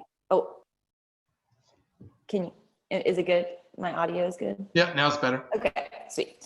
But I think this idea of the light well on the exterior, so like right when you walk into that front porch, I think that's something that could be let go in order to fund and facilitate this more special courtyard, that brings in more light.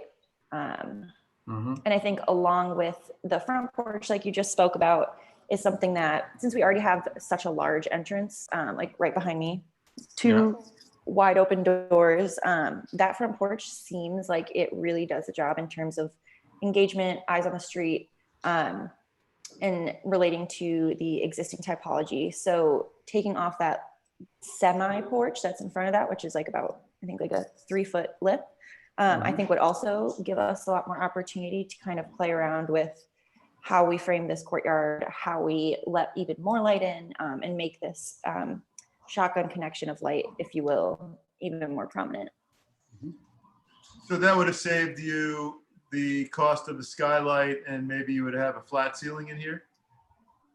And you wouldn't would probably, yeah. So like cost on the skylight, cost of materials on the front porch, decking, time, we probably would have finished that whole front entrance differently because of that lack of skylight. So I'm not really sure how that would have worked its way out in form, but reducing that polygal and maybe these joists in the front would become up at the very top non-existent. So I think working around that. One of the reasons I was asking about this porch over here was, that seems pretty well used, actually. It's a little deeper than a normal porch, so it's not just 3 feet like this one, right? But it feels a little bit wider than yours. Like, I'm just wondering, how useful could this porch become the main porch, and have that. I lived in an upper one like this when I was at Tulane, and it was pretty good. Like, you could fit like a 5-foot table in there. Not many porches. I don't know if that's true. Not many porches, but these upper screened-in porches were pretty good. So it feels like you guys have both, but you have the long, thin porch, but you also have the deep, wide porch, but neither of them is quite generous enough to, to do what the standard New Orleans porch does. And you can dispute me on that. I haven't been there, but that's how it feels from the drawings and the. Well, could you take away what's in the back rather than what's in the front? There's a backyard to this that has a similar kind of framing device. Let me get that for you. You know, I mean, there's just something nice walk- can we just walk compositionally back about there? what's happening on the street there. Yeah. And I think Todd's totally right about the kind of, the proportions are kind of in between on both the long skinny part and then the entry part. But could you, my fundamental point is you could have simplified the back even more without the overhang on top or this kind of framing device.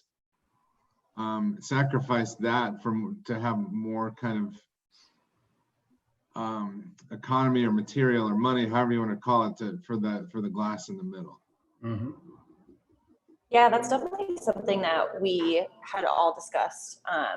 And I think that front porch, I believe so, with these next presentations for how we're going to translate this into next year, I think these topics are exactly what they were focusing on. And really trying to dive into like, how would this back facade be worked out without a porch? And if that was on the front, or if the front porch was more like our neighbors, you know, where it's a bit more square, wider, it's a bit more usable. And so I think that helped us a lot this semester with this kind of awkward COVID that we dealt with. They were able to kind of take these questions, move further, and get a jump start on next year, which is great. So I'm sure those questions will be answered in those presentations to answer that question. I do agree. Before we move on to the next corrections, does anyone want to ask another question about this or make another comment? Well, I'd just say, why do you think it needs to have the same monumentality as the front? You know, it feels to me like this porch is more about this. You know, like if we could get more of an overhang. Yeah. You know, it's more about that scale, right? So why does it have the same kind of proportions as the front? They're probably a little different, but in general, it's very similar. I can speak to that real quickly. Yeah. From a purely practical standpoint, it was adding attic space and providing more storage for the end user. So you can use this. You can use this space up in here. Yes. Cool. Yeah. How do you get up there? We have an attic access hatch in the back and the front of the house. I can show you with my camera. Well, you can go in if that's something that you want. Just, you don't have to open it. Just show them the hatch. We'll make them happy. Could I get a second level in there, Mark? Can I make a bedroom up there? No. No. No. Why not? I think there's a bigger design answer. Okay. Which is that we always talk about these schemes as being working equally well mirror image, right? Like if we're going to build a prototype and we gain efficiency by replicating it more than once and making it many times, we want to scatter them throughout a vicinity on several lots that are similar. But we can sometimes let this be the front, sometimes let that be the back, and offer another method or another way of giving an affordable, customized solution. We talk about those issues, right? So this could be the front or the back. It could be left or right. And when we get to the four projects that are what we're calling the correction to this, all of these questions you're raising will be addressed. But I think most importantly now, we got to see that attic hatch. So we show him that door, show him that attic hatch. Did you ever look at something that went from here all the way down, like just an angled roof? Well, would you be patient? Yeah, sorry. This annotate tool is so. I think you gotta take the annotate tool away from Todd. And what's that? Take that tool away from him if you can. You can't use annotate. It seems I to like me. that. I'm with Todd. There's a understand. couple of things that I want to talk about because I've been there, All right. and I've been thinking about it more and more. One is, I feel like, first of all, the house is wonderful. It's a wonderful place to be. It's well made. I think the decisions were very carefully made and executed. So I want to commend the whole team. and Byron for doing a great job. I do think it's interesting to be walking around and seeing people in the house looking back at me, and then watching them walk behind Alex, and it's kind of fun to know one video is looking at one thing while another person is looking at the screen. And for future reference, I think if this is going to be somewhat of a way of presenting, that could be emphasized more or used better. The thing that I want to talk about for the courtyard is in twofold. One is that I think the windows that are chosen and installed are really about the kind of middle ground of where you want to be. And that compromise to me is something that I know as the client that needs to get done, but I question, the kind of decision making about it. So one is, yes, if I was going to answer your question, Byron, and I was working there, I would have fought tooth and nail to have that be all glass, and I would have gotten rid of 90% of the front as the way it sits right now. And the issue with the front and the back, Todd, I kind of like this idea, especially the way that it's made, that the box is a shoebox that can slide back and forth around the envelope and make bigger spaces either at the front or the back, and then the house can be turned around, right? So instead of a half porch on the back and a half porch on the front, you get a full porch on the front and very little porch on the back, and you get more space, right? So one bedroom could be bigger, or one porch can be bigger, depending on which way the house gets turned around. In the middle, I know we constantly are talking about this idea of being able to see through. And that courtyard to me could either be one extreme or the other, right? So it could be no windows there and start to be like a James Turrell sky space place, right? And that means the detailing of the courtyard has to be different, right? So capture of the water has to be hidden, and you have to really think about that space in a different way.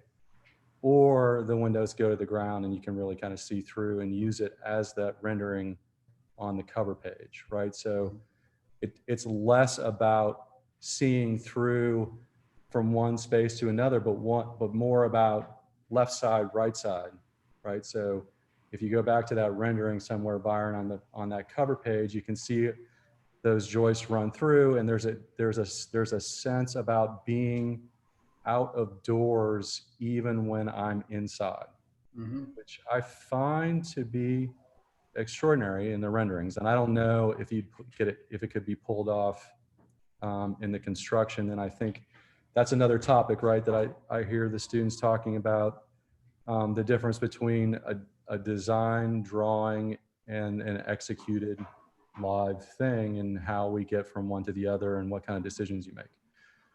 So, I like those conversations a lot as a maker and as an architect. And I often, all the time, think about the consequences of one on the other and how they push and pull. So, what it does is, as a house that I've been in, and I've been in most of the UrbanBuild houses, and Byron and I had this kind of side conversation as we were walking through, as the chair of the nonprofit, this house has the ability to either be as illustrated on the cover page, or as it sits built, or turned over or backwards. With not a lot of effort, the house could become 4 houses easily without, I think, adding cost.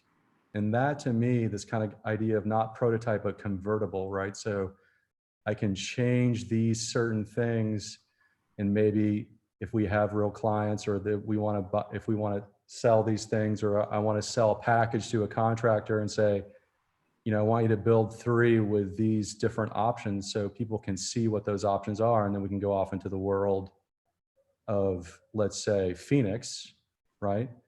where you could really do a sky space or zero mullion glass and see what the differences are in the world, you know, using New Orleans as the kind of as the laboratory or a home base.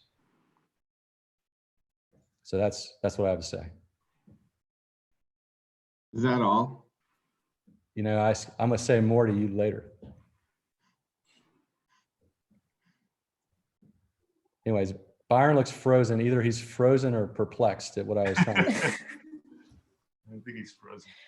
Wait. I got to take a screenshot of this quick. Right. I got him.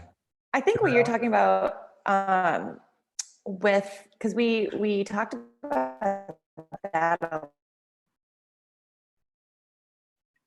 all, you know, design semester, kind of how this topic of international translation, can you hear me? Is my connection, oh, my connection said, how this topic of international translation is something that I think we need to pay more attention to. And it weirdly gave us the opportunity, this break that we had because of COVID, to have half of us kind of like, you know, study that and how that really could be changed in these places, and how this becomes more of a, you know, modular assembly or prototypical part of a multifamily unit, giving people the option to have maybe more ownership because you can choose, or, you know, more efficiency because of the way it's built and the way it's manufactured and shipped, and, you know, so kind of all these topics, you kind of hit it right on the head, because that's exactly what we were kind of investigating and talking about through last semester and this semester. So it's interesting to hear that come through in that topic. So. Well, without Byron like prodding us along, is there any way that we can take control as the reviewers and move into the next part of the conversation? Yes. If whoever is sharing their screen currently would stop, I could actually share my screen and we could start talking about the edits portion of today's review.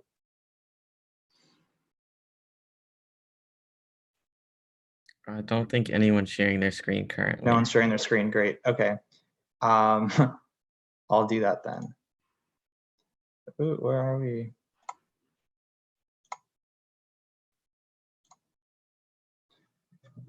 Alrighty.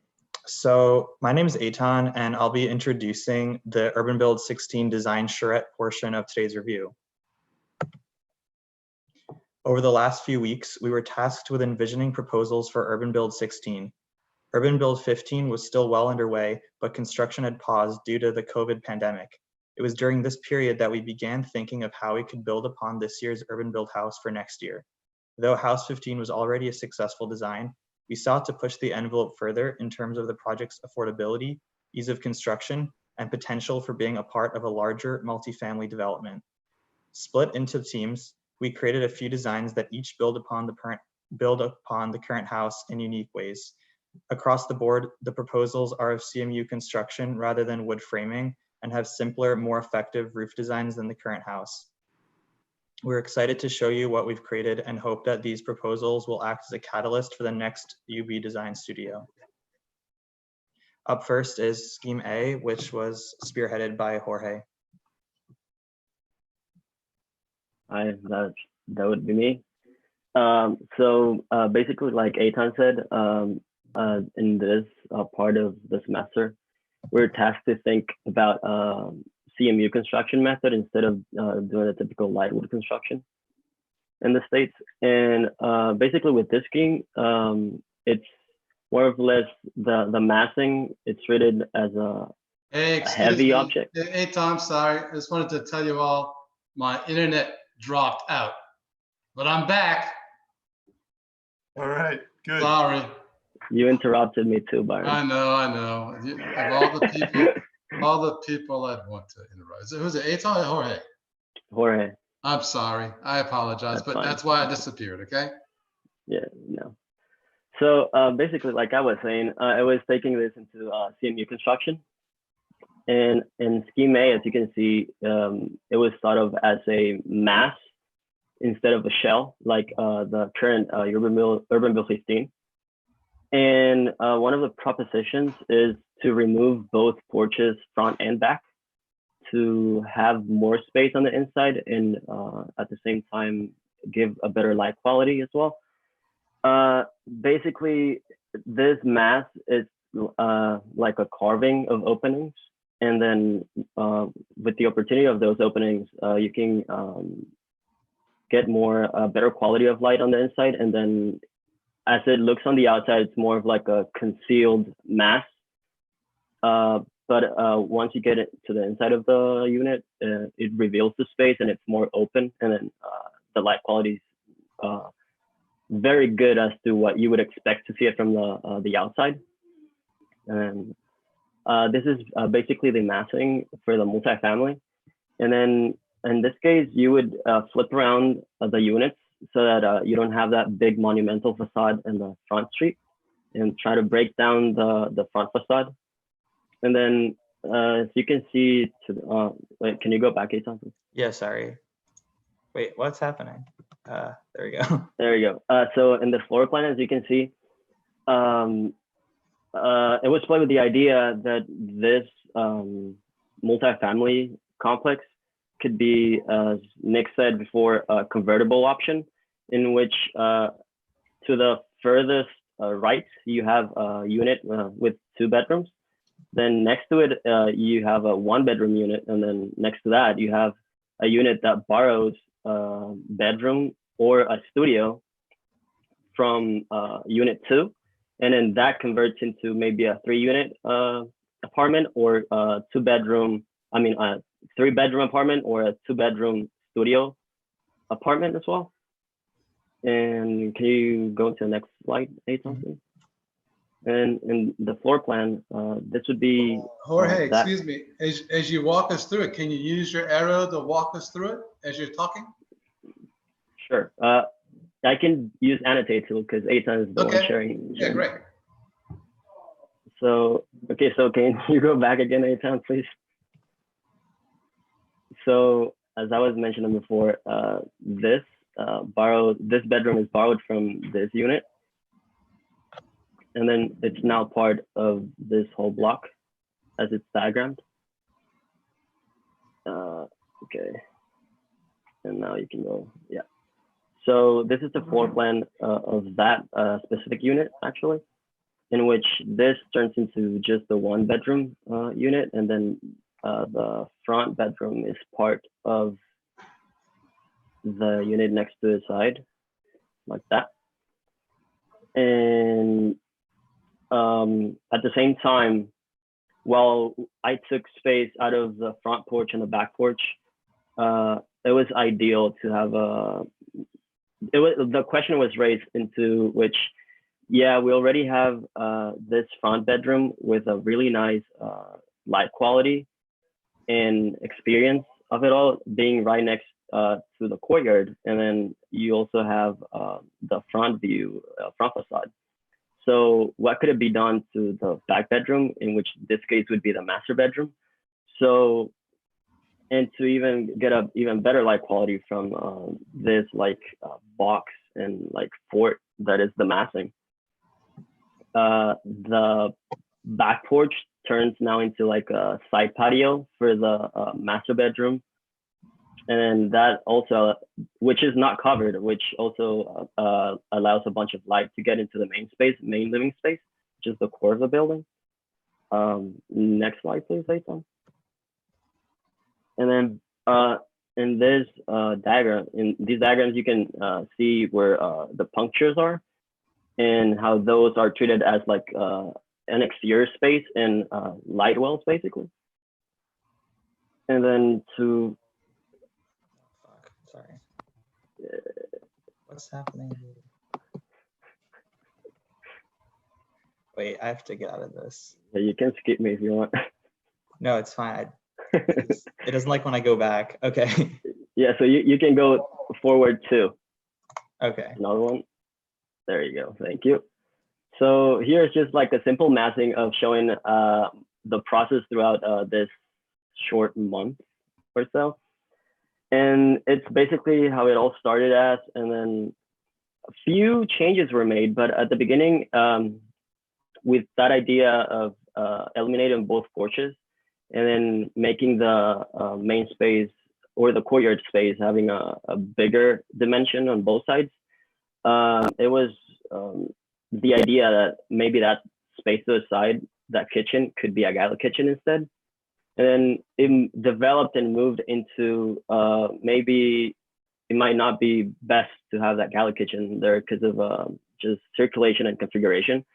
So in the second diagram, you can see how that gala kitchen moved to a side. So that's a mistake. But basically, that whole kitchen would be like against. Let me use the annotator against this whole wall, and then you'd have like a wall of cabinets that you can do on this side.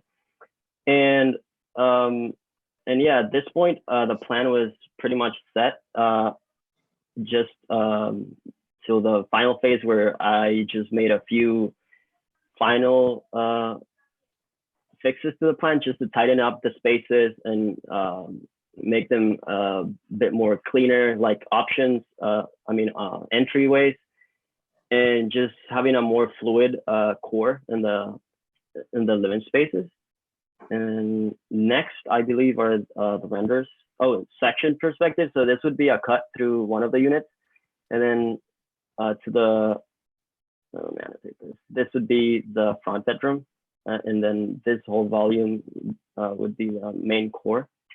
And as you can see, in this case, since it's Arizona, there is little to no rain. So as the Crits were saying before, this could be a really good option for sky zone, and having like popping up open those windows all the way to the ceiling and have a more generous source of light into the main space. And then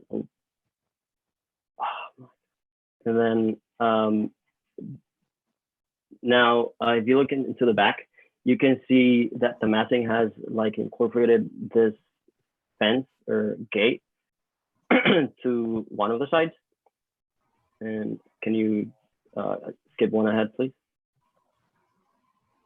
And then basically, this came up with the flipping of the masses, because at one point, if you had all the units lined up in the same way, you'd have that monumental facade. And in order, as I mentioned before, to break that down, I decided to flip the masses around. But one of the main reasons why this could be a problem was that those front-facing bedrooms would lack privacy, and I had to like somehow try to maneuver that. And then basically, in the multifamily plan, those front bedrooms could also be not a bedroom, but be actually a office space for the house if the owners have some issues with privacy. And then on top of that, there's another layer of privacy with the fence gate being incorporated into the massing and being more of like either open and closed situation, depending on what you have on the front bedroom or space. And some of the other renders, you can skip ahead, Ethan, please. Some of the other renders, like this one, shows the main space, the living space, in which you open up those windows all the way to the top. And then that courtyard space, it's treated more of like an exterior condition. And yeah, you can skip, and that'll be all for me. And now on to the Scheme B with Akon. Thank you. Okay, so this is Scheme B, and this is more of a study in contrast in terms of light and volume. So I'll start talking about the plan, which basically shows how I created a little bit of compression with the tight front entry space. And then there's a bit of a pause in this foyer, and that foyer is going to be lit by these translucent glass bricks that will harvest light from the courtyard. And this courtyard is the central light well that will provide lots of light with a huge wall of glass for the great room, which is what you see here with the living room and dining area. And then the 2 bedrooms, like the current urban build house, are flanking the main space. So I think one of the main things that basically changed about this design is that the living and dining area are one defined space, and it actually, when you see the section, it's taller than the rest of the scheme, so it really gets accentuated as the main space in the scheme, and so it's lighter and taller. And the way it's laid out for multifamily is that the courtyards back up to each other so that there could be punctures in that partie wall that allow the 2 units to share light between the 2 courtyards. So yeah, okay, here in section, you could see that great room and how it backs up to the courtyard, which provides it with light. And the idea of having the clerestory windows there is that you get indirect light into that space, but it also acts as a beacon, which will, display artificial light to passersby at night. So you can kind of get a hint of what that space feels like even from the outside. Inside, you could see what that space would feel like once again. The idea behind the glass bricks was that we wanted to have a way to show, we basically wanted a way to let some light into spaces while still letting them be darker. So the entry foyer is supposed to be darker than the great room, but we still wanted it to have a little bit of light. And glass bricks are a great material for this because they're actually very affordable. And they kind of went out of vogue lately, but in putting them in this random formation, which isn't really seen often, we thought that it was kind of a contemporary way of using an old material. Here's the great room as seen from the courtyard. And lastly, here's the backyard, and the partie walls between the yards are made of the same wall and glass brick scatter design. So that's essentially it. And in terms of how we arrived to this, it was just a few sketches that basically we decided to put the courtyard in the center of the scheme more and have the foyer. And once we wanted those 2 pieces in place, the rest of it really just fell together. And a couple of details is that we located the washer and dryer in the bathroom in the back. And this bathroom is the guest bathroom, but it's also accessed from the main room through a little sliding door. So you get good privacy in the bathroom. That could also be used by the guest room. And the master bedroom in the front will have its own larger bathroom here. So that's pretty much it for this scheme.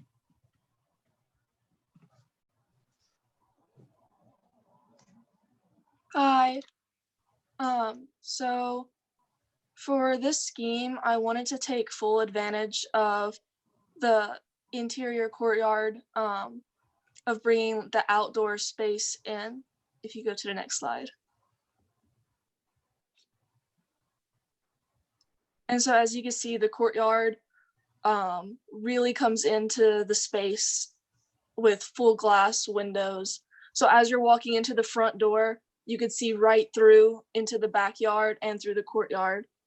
And as also you can see through the plan, the kitchen is changed to a galley kitchen. So that way the hallway and so is the laundry room. So the hallway kind of has a multi-purpose. And then also you can see the plan, both bedrooms have access to a courtyard, whether the front one is the main public courtyard, and then the back bedroom is open to its own private deck. So this diagram shows bringing the green space in by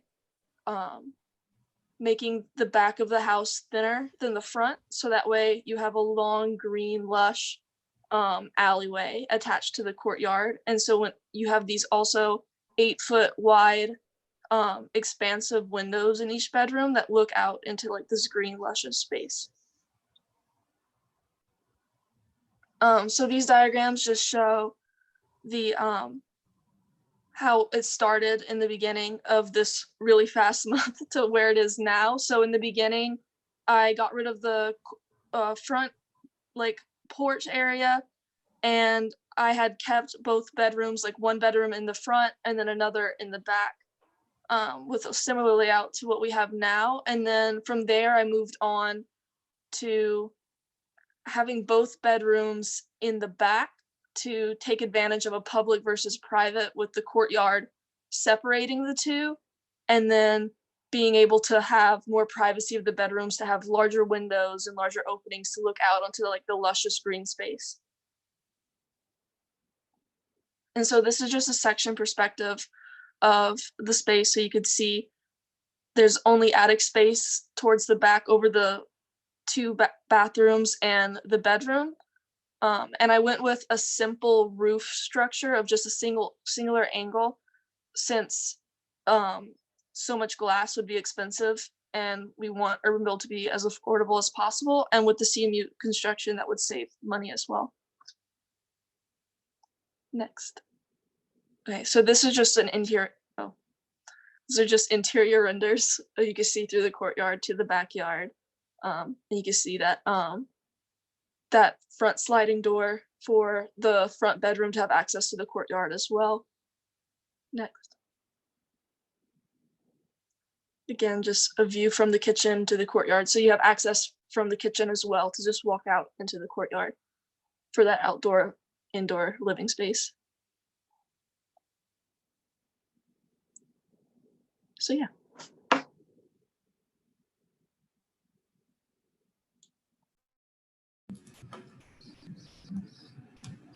Hi.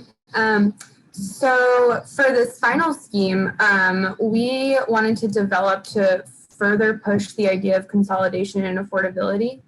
So we wanted to see what would happen if we remove the courtyard entirely. You can go to the next scheme, or the next slide. So we originally worked with Lindsay in the last scheme to similarly organize the house, so pushing the public to the front and private to the back.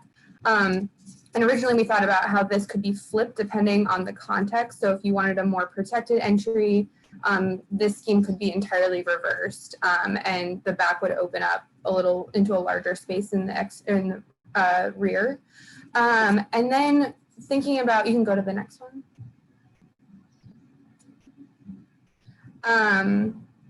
So this shows the transition from moving the public into the back.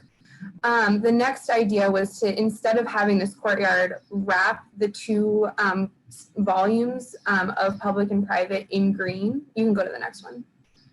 And take out the crucial elements of the courtyard, like it being a light well, having airflow, and putting these in different ways throughout the house without having taken up that square footage. So we started adding clerestory windows, making the decks larger, while keeping the square footage of the interior down. You can go to the next one. Yeah, so a lot of the ideas that contributed to this scheme were the ideas of the courtyard potentially being a limiting space. So the idea of having these two wrapping courtyards around the external avenues of transition was, first of all, it was helpful to the idea of having like a lowered or a decreased internal square footage. So that comes out to like 870 square feet. And then as you can see in the sectional perspective here, it also helped in terms of separating the house into two distinct volumes. So we have a public sphere, which is to the front and to the right, and then a private sphere, which is to the back and to the left, to the which neighbors the like smaller external corridor. And then in the middle, we have like an internal transition space that is serviced by a clerestory window. You can go to the next slide. Okay, so the clerestory window has its light penetrating over another part of what is like diagrammatically part of the public space, which is like a small corridor with a bathroom that services the public. And then you come into this grand, like wide open space with a presentation kitchen the living room in the center, which is the main axis of transition, and then of course the dining room in front of the presentation kitchen. And here you have the last slide rendered.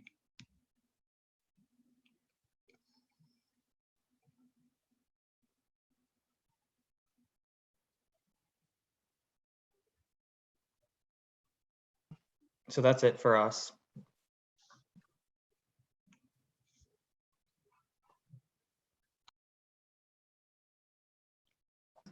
How did you choose Phoenix as, or Arizona as the place to adjust your building for? Bill Evans. Oh, okay, that's the connection. Yeah. So they're both in Phoenix and also Kansas City? Yeah, the idea was we teamed up with them at the beginning because they have these satellite offices, and it gives us a chance to stay consistent with the line of thought, but also try different locales.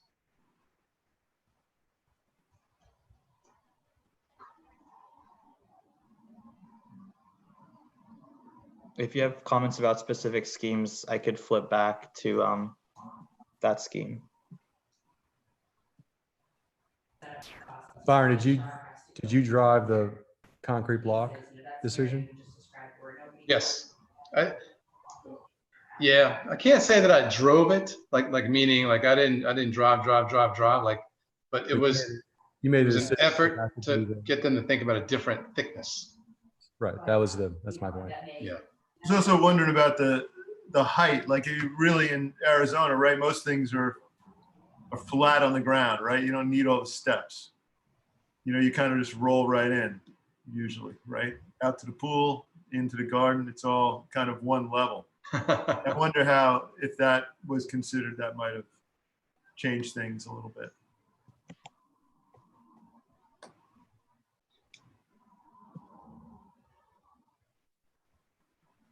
I think something that we were, because this investigation of different placement, specifically Phoenix and Kansas City, was investigated a lot in the first semester. And we kind of found that since obviously, yes, like in Phoenix, it would probably be sitting kind of flat on the ground. It would be a much different, landscaping typology, planting, gravel, everything really. And I think that's kind of the cool part about it, because we did it with stairs in the sense that like you could, if you wanted to, put this in an environment that needed that space, that needed a stair build out. And then something that we didn't necessarily get to investigate just because of the way we took the direction of this whole conversation since last semester, but that might also provide a space for downstairs, like a basement or upstairs. So I think that flexibility is really nice because it helps it translate into these different environments. But that is good to know, because I'm sure they would not have all the steps in the climates like that, especially. What about something like an interior courtyard in Arizona is much different than in Louisiana. So can you guys talk to me a little bit about that? Because in Arizona, it's all about staying out of the sun and controlling the controlling light more so than it would be even in Louisiana. Could someone talk about that? I think that we would need a site picked out to really be able to thoroughly figure out how that would work. But depending on the orientation, I think that it would be easy to implicate some passive solar techniques to make it very effective. Because depending on whether it's oriented north-south or east-west, you'd either have like vertical or horizontal louvers that would really be able to regulate the amount of sunlight getting in depending on what time of year it is. So I think that without really having a site picked out, it's sort of tough to say exactly how we would do that. Yeah, but Etan, you have two walls of glass, right, in each scheme, and then you're flipping the scheme. So essentially every wall is getting, in every situation, there's a couple walls that are getting direct sunlight, right? I think it varies from scheme to scheme. Yeah. But it's a good point. I mean, the schemes that have the corners of glass yeah, I could see how that would be problematic to flip them. I think one thing that can be looked at a little bit what we had done in the design semester was, for example, Eitan, if your scheme, you have kind of this extruded volume with the clerestory windows. If that was on a north-south facing lot, the south windows could go away. And then maybe those windows get brought up on the north facade or something. So that becomes more in tune with that environment and with that specific location. Like I know there was also one scheme that had like a single slope roof. That would also have to be considered in terms of orientation, where that hot sun is coming in, you know, and kind of bringing back like the louvers, like that could be something that is implemented in a environment like Phoenix. And then here, where it's kind of a little bit more seasonal, maybe it's not, because, you know, it does let in that heat during the winter when you want it. So I think there are general design ideas that can be really specifically worked out. And like, you know, the courtyard, for instance, that might be something going back to, it might be on the ground, you know, like that might not be a deck, that might be a xeriscape that gets built and it's just for, you know, the atmosphere of that light in your home, and maybe it's not occupiable because you want to keep it cool. So I think there's a lot of different things that can be considered that way, but that's a good point to bring up. From a purely planned perspective, scheme B, the kind of flipping of the kitchen and the living areas, I think that's a really smart move. I mean, just frankly, scheme C and D with the double of circulation becomes really super inefficient, and I think you lose too much kind of valuable real estate and valuable square footage that's dedicated to corridors. But scheme B in particular, I'm really intrigued by just the nuanced moves that the controlling of space as you enter. There's a definite entry. There's a sequential order of things that I think is really quite rich. Actually, the relationship of the kitchen to the outdoors is kind of neat too, right? Excellent. Yes, absolutely. Backyard. It's probably one of the few that really gets the cooking and the kitchen close to the backyard, right? You're spot on, Todd. Yeah. Thanks. I like that too. So just thinking about the efficiency of the overall, if this is a multi-unit building, in C and D, it seems like you'd be losing the back-to-back, you know, with that exterior corridor going all the way down the length of the building, you'd be losing some of the efficiency of, you know, sharing walls between units, since you'd have just almost as many exterior walls as you would if they were freestanding units. Yeah, C is nice because you have this, I can imagine this big room, you know, the two rooms together. It's almost like B is like that too, but having the courtyard and the living room or dining room kind of adjacent to each other, you can almost double up the size of that interior space. But maybe you could slide I guess you couldn't slide the bedrooms over to the other wall because then some of them wouldn't have any. No, that could work, right? You could push the bedrooms back towards the north or towards the top of the page and then have a wider space that gets you out to the backyard on C. I think the the issue that we ran into, and excuse the, there's a saw going somewhere. The issue we ran into with C and D, I say we, but those that worked on them, the accessibility from one of the bedrooms to the outside in terms of like fire safety for multifamily housing. And I think that's why that alleyway, if you will, is present. Right. You can't just exit into the courtyard. It's yeah, there's a lot of back and forth. But I think that these two schemes also kind of, if you think about this in terms of the units being mirrored, not exactly just next to each other, this could open up a really cool conversation for like multi-generational living. That side corridor becomes double the size. It becomes usable. And then you know, maybe that becomes a shared courtyard, which is kind of interesting to think about, but yeah.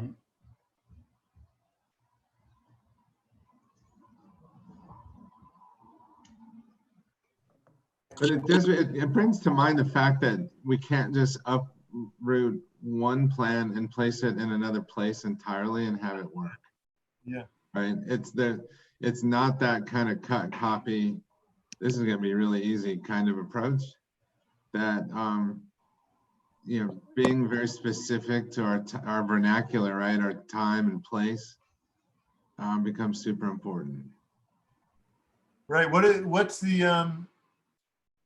What about high ceilings? Are high ceilings a good thing in Arizona? Do they work the same way that they work in New Orleans? I'm not sure they do. You know, it feels like the California ranch is low, right? Lots of overhang, right? Probably a desert home is similar, so it has a lower ceiling, so there's less to air conditioning. Maybe, I don't.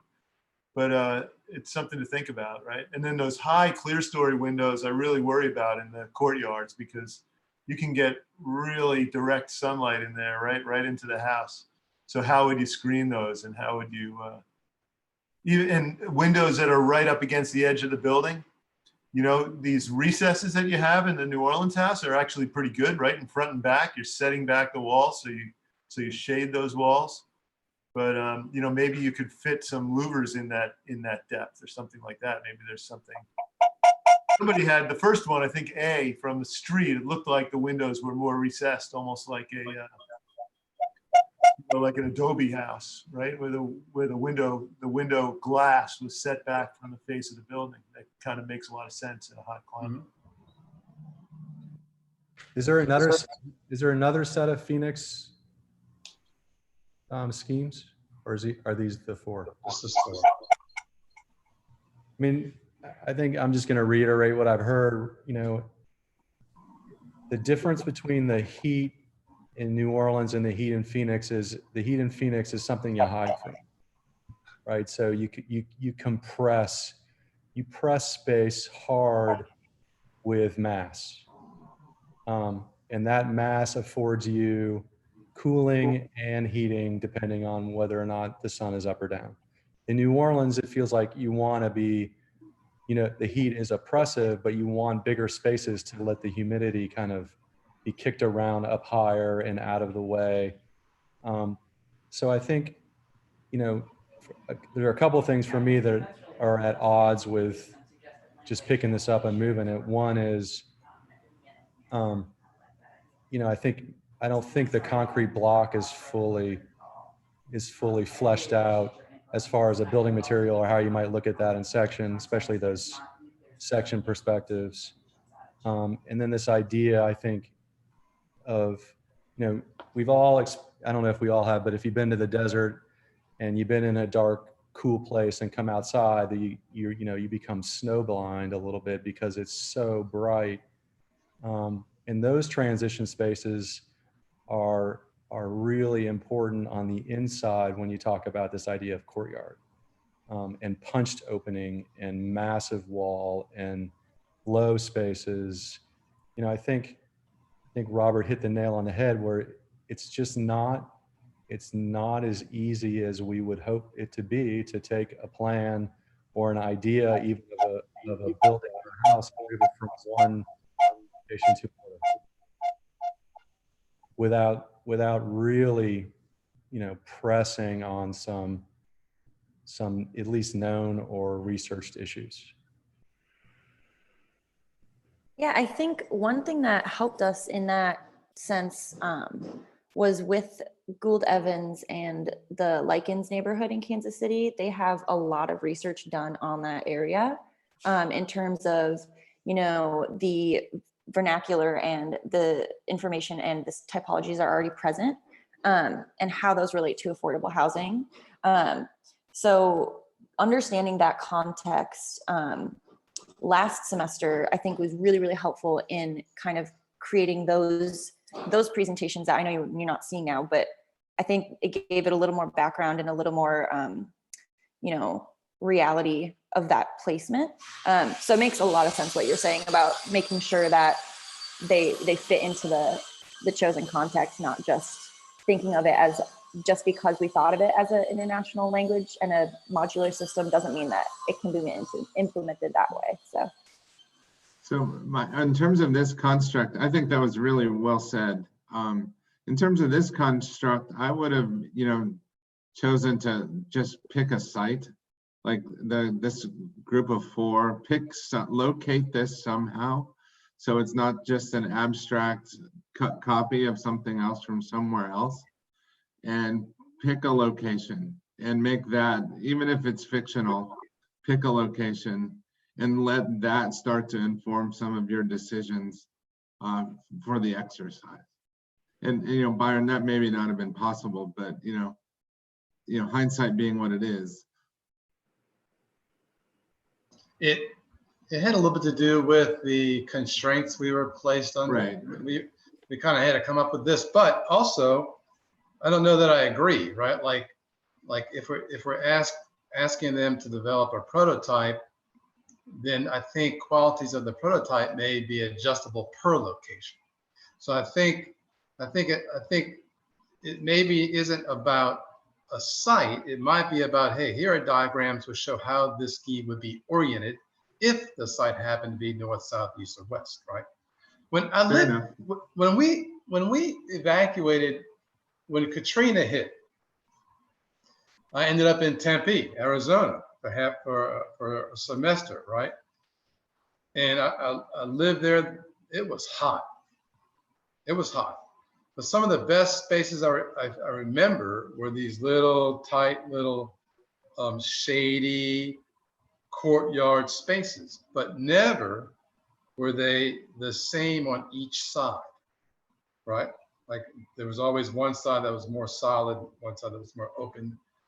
I think, Eitan, thinking about your scheme, on one hand, I don't think the shared courtyard works. Like, I don't think the courtyards butting up to each other works, because then it eliminates the possibility for you to flip them in response to orientation. And I really don't think you have a courtyard and a glass clear story, because the clear story really kills you in a climate like that. The assignment was, use this as an opportunity to correct what we built. We threw it into a different location just to kind of up the ante a little bit. Let me get my pen here. And then the CMU assignment was to give you guys an opportunity to think about mass in a certain way. The one thing that kept coming up during the build of 15 was the courtyard. Like, is it big enough? Did we drop the ball? And we talked about that stuff during the first half. And I was really interested. I was really interested in seeing what you guys would give up in exchange to kind of improve the situation. I think, Eitan, it's interesting in plan, right? You get the courtyard, you give it more real estate, you give it more area, and you do eliminate a little bit the fringe, right? And I think that massing strategy makes sense. I think, Jorge, I would give more of this to that and just have one big open space at the center. We can talk about shading and planting and how you might deal with the heat in a certain way, but I think it's possible. I'm most intrigued by scheme D, where they say, hey, the courtyard is problematic, or there's another option, so let's give it a long slot of light. And I think the massing, I think that could work, where we say, instead of this, we get this. I don't know that we need that, right? And that allows these rooms to have egress for fire and get some light and get some air. And the scale of that slot might make the most sense in a really hot, arid place where you're able to maintain some solidity and thermal mass. This is my favorite strategy, but it's the least efficient, right? Like, this is the custom home. This is not the affordable prototype, right? The renderings you provided, the sectional qualities of this scheme are pretty amazing, but I don't think it's a correction of what we just built. I think it's an extension of some of the problems in some way. And I mean that, I think that's a positive crit. I just want you to understand the difference, right? That's always the issue every year, like the difference between, hey, did we just make another custom home or did we really build an affordable prototype? I think the scheme that was built this year is close to an affordable prototype minus the roof form. And the roof form of, hey, Tom, get me to the massing if you can. Yeah, 1 second. I somehow just lost where I was. Yeah, mine crashed a couple of times too. The massing of which Massing of scheme? Lindsay's. Okay.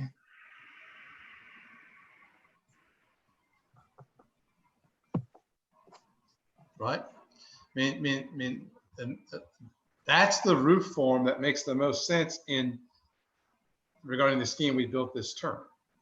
Right? I mean, regarding the comment Todd made earlier, where he's asking why is one side high, why both sides high, and here's an example of what really might make the most sense in a scheme, in our local scheme, where the water just runs to the back, it's collected, dropped, absorbed by the ground, then drained to the street, and then you know, how that would be applied to the local condition that we built here would be pretty convincing, frankly.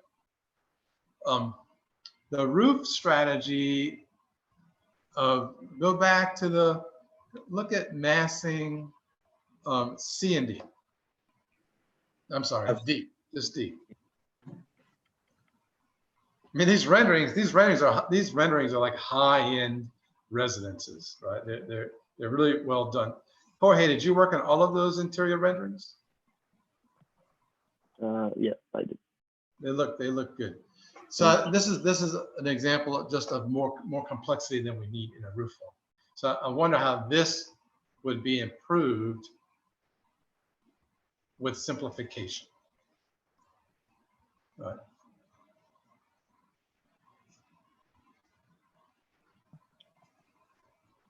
Look, given what you guys were forced to deal with 2/3 of the way into the semester, I think this work is pretty good.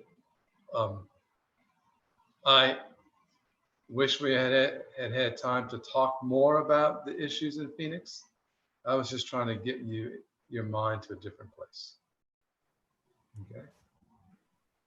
I want to reflect back on the one that was built now that we've been through these. Like, I'm really serious. I think the one we built is okay. I think it's good, right? I think it's close to being great. Let's look at some of the exterior renderings of these massing strategies, each one. Start with Jorge's. I have a quick question relating the correction designs back to what was built. Just a question about why all of the beams that were such a strong design choice on UrbanBuild 15, why they were eliminated in all of the correction schemes.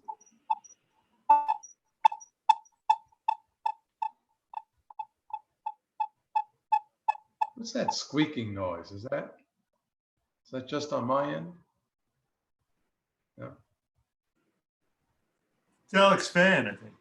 It's a fan. Must be that fan in Alex's. Oh, Alex's head. Alex, man, it's that fan.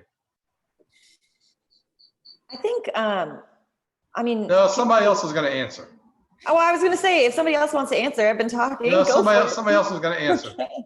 All right. I mean, it's a good question, right? Like the assignment was take what was done and correct it. Like, what do you build upon and what do you eliminate? Maybe the answer is that we can talk about it in terms of how much labor went into dressing those beams, but answer the question. That's what I was going to say. Is my approach was to basically strip it down to nothing, and wrapping those beams in that stained wood was one of the longest processes of the finishes. So just in terms of efficiency of time and cost, that was a quick one for me to remove. Yeah, I would agree with that, but I would also say I don't think that wrapping them with the stained wood was necessarily the best way to finish them, and we probably could have thought about a way where we could just use the bare beams as the finished material, and I think that would have been a lot faster. Had you not thought of that? I had wondered about that. Like if you had sheathed the top with plywood and left them exposed and painted them out, seems like that would have been a pretty cool solution. I agree. But it looks good though, doesn't it? Yeah, it does. I'm kind of curious about the comment you made about, I believe it was scheme D, or sorry, scheme C not being like a continuation. Could you possibly flip to a plan of scheme C? Because I think I kind of think the opposite. Like I think it was the most critical of this year's what was built. Just having, was it the scheme that you were saying that, Byron? Yes. Yeah, so I think it was kind of one of the most critical, like taking the courtyard all the way to the extreme and then having this light well back alley situation to serve both of the bedrooms. So can you kind of elaborate a little bit more on why? Yeah, but what I want to say again, at the same time, this is my favorite plan. You heard me say that part too, right? Right? I think definitely, yeah. Yeah, I think that the way we handle or give away, so from the point of view of a developer, every time we give away square footage to the outside, that's lost income, right? Like it decreases the value of that real estate because you don't have the chance to assign a value to that enclosed space. So I think this is a wealthy homeowner's strategy because it doesn't matter that they lost all of this square footage, right? Like a developer would say, hey, that's area we can sell. They would say, and we would say, well, we got to give them emergency egress out to the outside. And they would say, well, either put a bedroom here and a bedroom there like you had before, or get rid of this, right? Because that can then become indoor space that they can sell. So I don't want to get rid of the courtyard, right? But I don't want to extend it with that, without that awareness too. That's all I mean, right? That's why I say go to the last scheme, right? This last scheme D is the correction of C, basically, right? Here we get the egress. I would have pulled this in, right? And I really would have, this is the answer to the question, right? Where we just say, hey, there's the building envelope. There's our slot. In a place like Arizona, this would be north, right? And then we get this kind of thermal mass, and we're still bringing light deep to the inside of the home through to these rooms. So that they're just diagrams.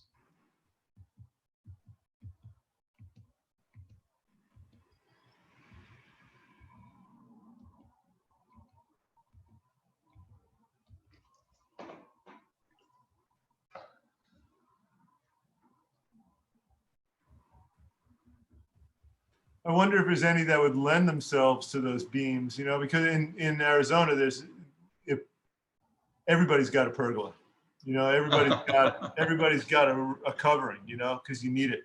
So in this situation, you know, where it would extend from the inside to the outside, like you had in the courtyard, you could even continue it out into the backyard, and it would really be useful, you know. It might be better there than here. Yeah, well, yeah, it's dry, so you don't worry about the wood rotting or you know, it lasts 20 years. You can put raw wood outside, and it just does okay. But that might be that might be the translation, right? Like the translation would be take that component of this year's strategy, use it in a way that makes some sense, right? Yeah, it's not decorative, right? It would be, it's really blocking the sun. People put, you know, you got the spray, the misters up there that make a whole different, you know, environment. So it would be really useful. So, and you know, even down this hall, even down this long, I know Nick doesn't want me to use this tool anymore. I can't find it anyway, but down this long opening, you would want that shade. You would want those that covering, and it could extend out into the backyard and create a nice covered area there. Well, let's think about it this way, Robert, regarding how we approach, how we approach lichens. Would any of these be more applicable to your zone? Well, The I one that think we they- modeled here and built, would that be applicable, more applicable to the KC setting? Well, I think actually more so the original UB15. If someone can go back to the 4-part comparison. The diagrams at the end? Yeah.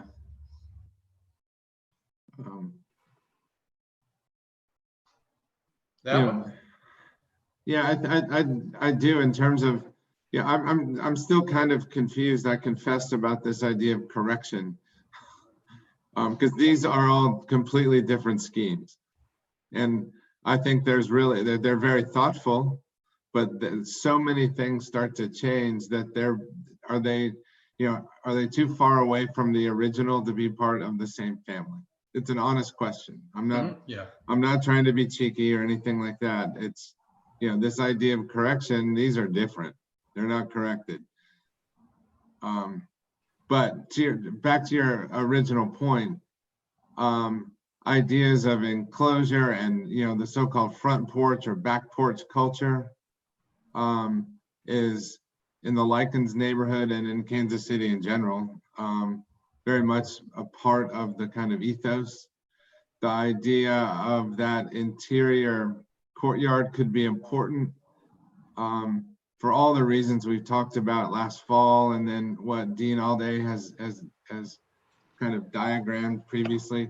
So to me, it still remains the efficiency, and I agree with you, this is a good, almost great kind of solution that is likely better translated in here as is, you know, in the Midwest.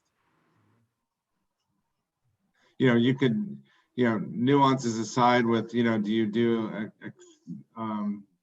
bigger overhangs on the front and back porches? You've got some robust detailing to account for, you know, the climate in Louisiana. In the Midwest, you have to, we don't have the benefit of having those wispy thin, beautiful details that you can do in Southern California and in Arizona, because of, in this case, heat and sun and snow and rain and temperature and all that. So I think what you've done with UrbanBuild 15 is create a really a beautiful, robust building. And I say that affectionately. I have a general question for the reviewers on sort of design process. And for us, you know, we're juggling affordability and the practical nature of actually building the project, and then this idea of multifamily at various locations. So, you know, you sort of started in the typical ethos of, you know, we're designing a singular house and then replicating that. Do you think there are other processes that might help in those design decisions of juggling those three things? Like, is it more of focusing in on the affordability and like how far can we go with getting a multifamily scheme out of that? Or do we start with a multifamily scheme and sort of whittle that back into a prototypical single family house? Or is there even like a right answer to that question?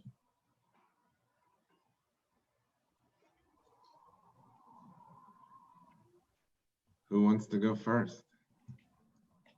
Well, one thing I wonder about is a couple of things, two things that come to mind is you guys have talked about the beams a lot and how much work that was to clad them, right?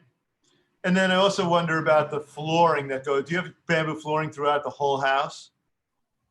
Yes. Like, aren't those things that the homeowner could do themselves? Like, if you just sold them a house with a painted plywood floor and kind of the exposed beams, and and also like maybe the countertops and things like that. Like, those are like, is it worth letting go of some of the finer detailing to allow more of the spatial things to rule, right? And then if somebody wants to down the road put in a wood floor, they can do it. That's an optimistic scenario. Let me jump in on that one. Yeah. So if we're talking about the affordable house and the client that is getting a mortgage, everything that is in that house needs to be finished so it can be included in that mortgage. Most of the time, our clients have struggled to come up with their down payment. Most of the time, they've gotten assistance on that down payment. So when they walk in the door, it needs to be done. I think it'd be extremely optimistic to think that they'd have cash reserved to do anything after. Right. So the skill. Or the skill, the capacity in general, whatever that might be. But Byron, some of your personal projects are like that, right? Like the house over by Uptown Square, I think didn't have like a lightweight concrete floor.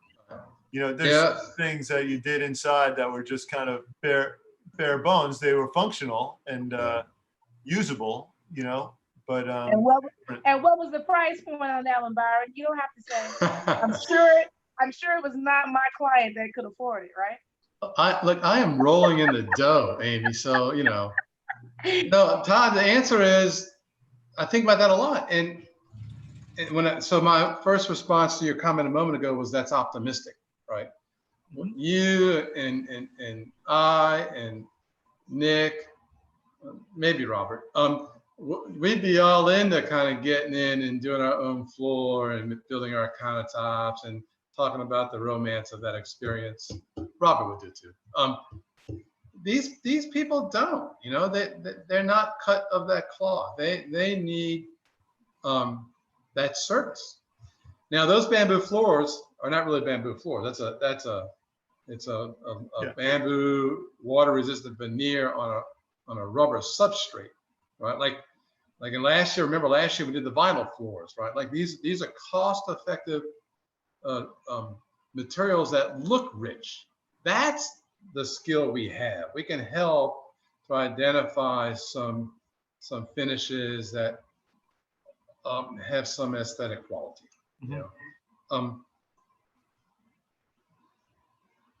I hear you. Yeah, I mean, you say you don't have a client, but you do have a client, right? Yeah. Like I don't care if I paint my floor, I just roll them out every year. I just have all plywood floors and roll them out every year, and have these great high ceilings and all plywood interior or something, and just great light and great air movement, right? That's what you really want, right? Yeah. But you do have, it has to be it sounds like it has to be to the level of kind of a standard apartment that you would walk in, and people have expectations about finishes. And it's also about the lender. The lender only wants to lend money for projects that are complete.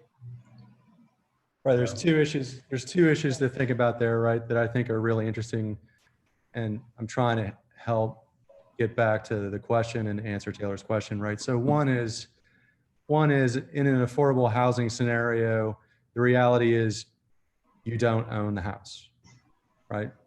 Large money institutions own everybody's property, unless you bought it with cash. So this idea, this nostalgic idea of owning it outright is not part of our clientele. The idea is to get them in a house that builds credit, that allows them access to equity like cash equity that most of us have access to, that clientele does not have access to, which affords them the idea of getting bigger loans or at least cashing out and maybe retiring, or at least having some way for the hard work of living and paying your mortgage to pay off, like it does for, the majority of the people that are on this phone call. The second thing that dovetails into that, though, and I think is an interesting way to think about it, and this is for you, Taylor, right, is that the way that architects think are valuable in large brushstrokes, as well as figuring out how to mitigate out of plumb and out of square framing, right? So I think I've been looking at these projects now for this UrbanBuild 15 since last semester, right? And it's the idea of a shared wall or a party wall when it comes to the condition that New Orleans has in the lot sizes is very similar to multi-housing and multifamily housing, right? So you have a 3-foot wide property setback, and y'all even did, I think I saw landscaping or sod down the alley of the one side, right? Which is very similar to a shared wall condition on a through property. And you even pushed it further by 0 windows on those side property lines, right? So I think UrbanBuild 15 is extremely successful in the way it was thought about, because it was thought about not only as a single unit, but as one that could be paired next to another one, right?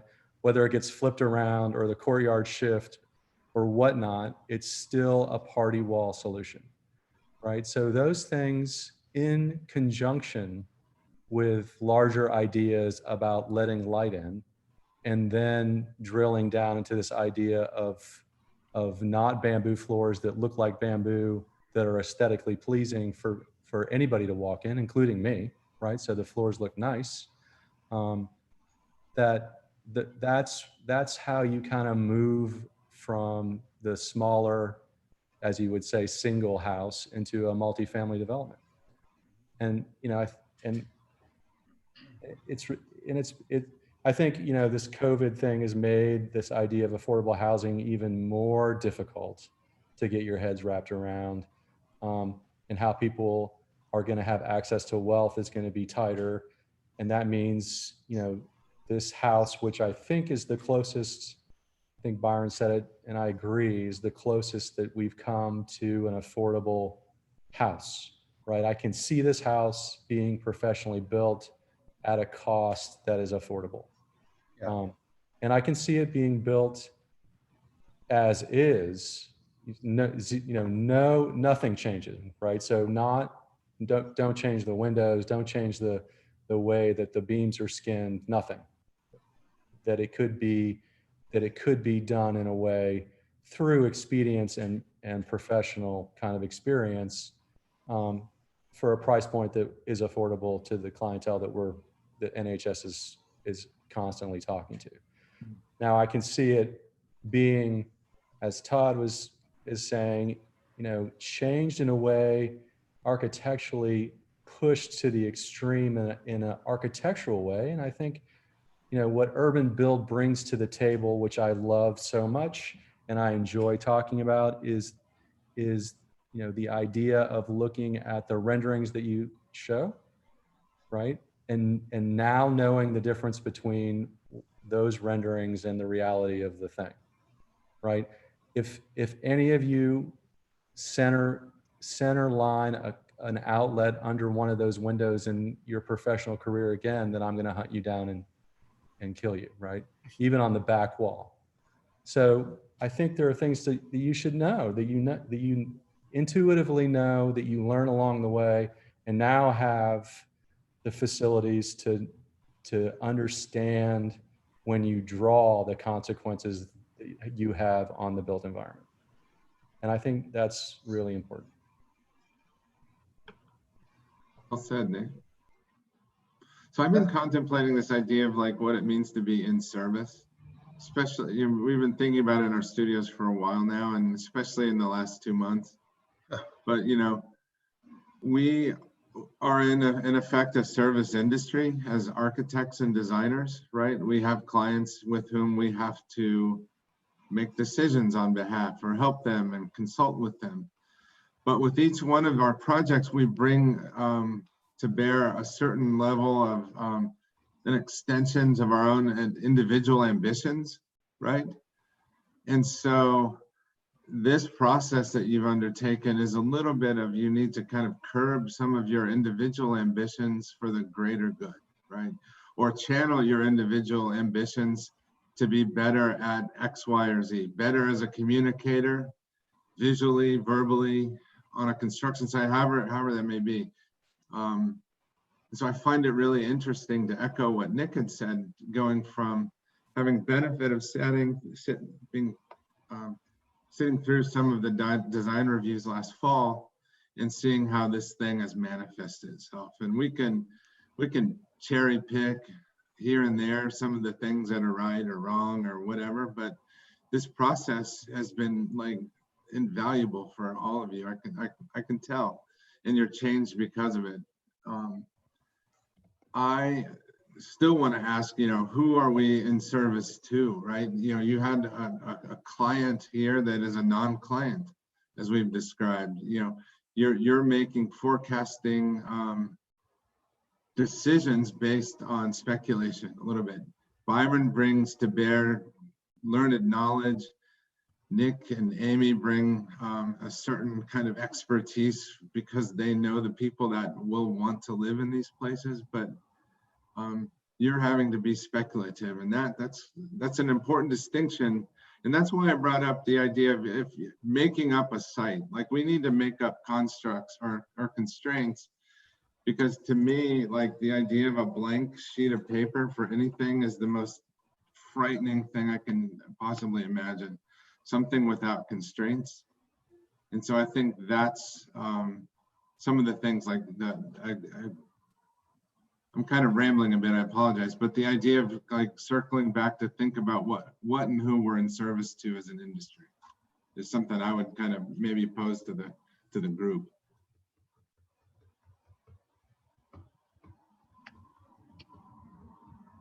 Yeah, I appreciate the comment. I wanted to add to that definitely was part of our conversation throughout the construction.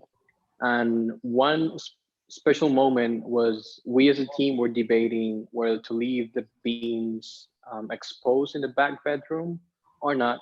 I know in that semester design, that team chose to leave the back bedroom not exposed. And have a solid ceiling.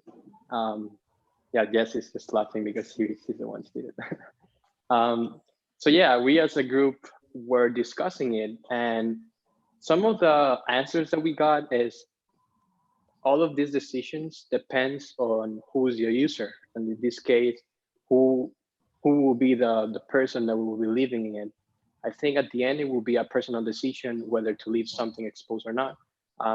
Because at the end, it will probably be very similar pricing and process. Might be a bit more time, but at the same, if you do the otherwise, you have another process to go and to build upon that. So at the end, we chose to leave it exposed. And probably it was, for me, as a personal thought, it was the best way to do it, because now since we do not have a specific person that's living, we have different options. And that back bedroom could be now not a bedroom, it can be an office, a small office, instead of another bedroom if the user wants to. And that differentiation of exposed versus just a ceiling, flat ceiling, could provide that.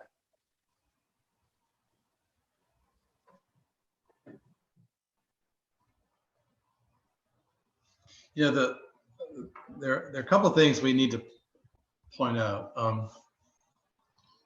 One is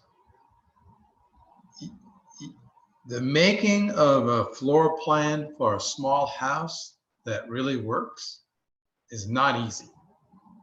And you've all tackled that. And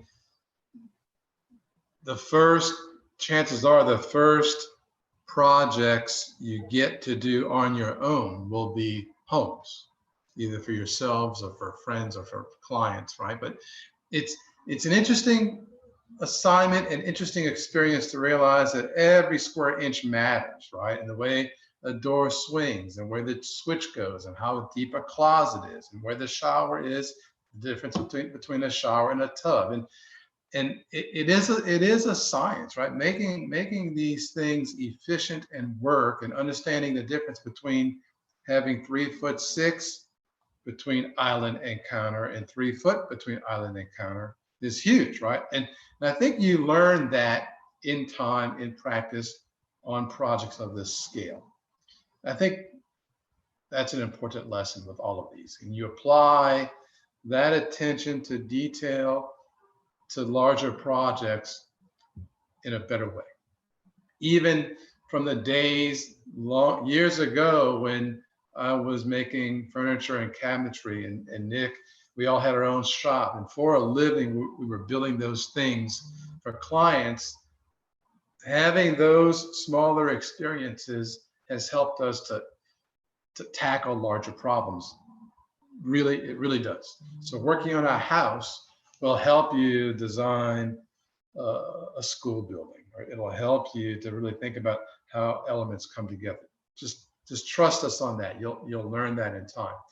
The other thing that's really interesting is the program of the multifamily assembly is, and in the end, I started to feel like it was self-serving. It was great because we as architects want to make great occupiable spaces with light. We as architects want to make figure. We want to make things that look great out in the empty field of green, and we want to articulate surface. And when you have to deal with one house, we get, in the case of 15, we get the textured stoop, the double landing, the soffit, the side walls. One side's gray, one side's yellow. We get the clad beams. We get the translucent surface up top. We get the courtyard. We get the back porch and stoop and the lawn, right? And we try to get all these textures and things we want with this one thing. And when I look at the multifamily massing strategies, they're richer to me, because then it becomes a simple conversation between solid and void, right? Like you can have all these buildings side by side. Step one is they each get the little cut, the little entryway and a little stoop and some trim. That's good. Step two is they begin to undulate a little bit. That's maybe a little better, right? And then you drop a tree between those undulations, and that gets richer. And we've done all that with really little additional cost. So we're making figure, we're making shape, we're making form, and we're also making great inside spaces. And I think what's interesting about this scheme, and 14 as well, although I will say again, for the record, this is a smarter scheme than 14. 14 was experientially fantastic. It was great. That was excessive. 12-foot ceilings, custom aluminum shutters, right? Front porch, backside galley, sliding doors off the back bedroom onto the back garden, 2 courtyards with sliding doors and transoms, right? I mean, it was excessive, but it was great. It's a great project. But I think this scheme is a really great correction of that scheme. I agree a little bit with the comments about this, that maybe these are more like new strategies than corrections, except for maybe scheme A. I think that's closest to a correction. That has a little bit to do with the fact that Raphael and I were stretched trying to keep the build going and give you all enough attention, and you did well regarding. I'm talking about the team that was working remotely. You all did extremely well considering the situation, right? So that's all good stuff. Yeah, it's all good stuff. I really want to figure out how we get one of these multi-family strategies realized, right? We can't do that with UrbanBuild.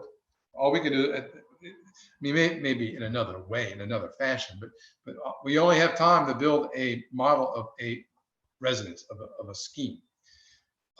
We'd have to find land, and we'd have to find some developers to work with us. We'll keep speaking with Lichens. Nick, are there lots in town where any of these fourplexes would work with NHS? I don't think so. It's harder to come by. Yeah, I don't think we have anything big enough at the moment. That doesn't mean there isn't possibility in lots in town that might be something we can pursue.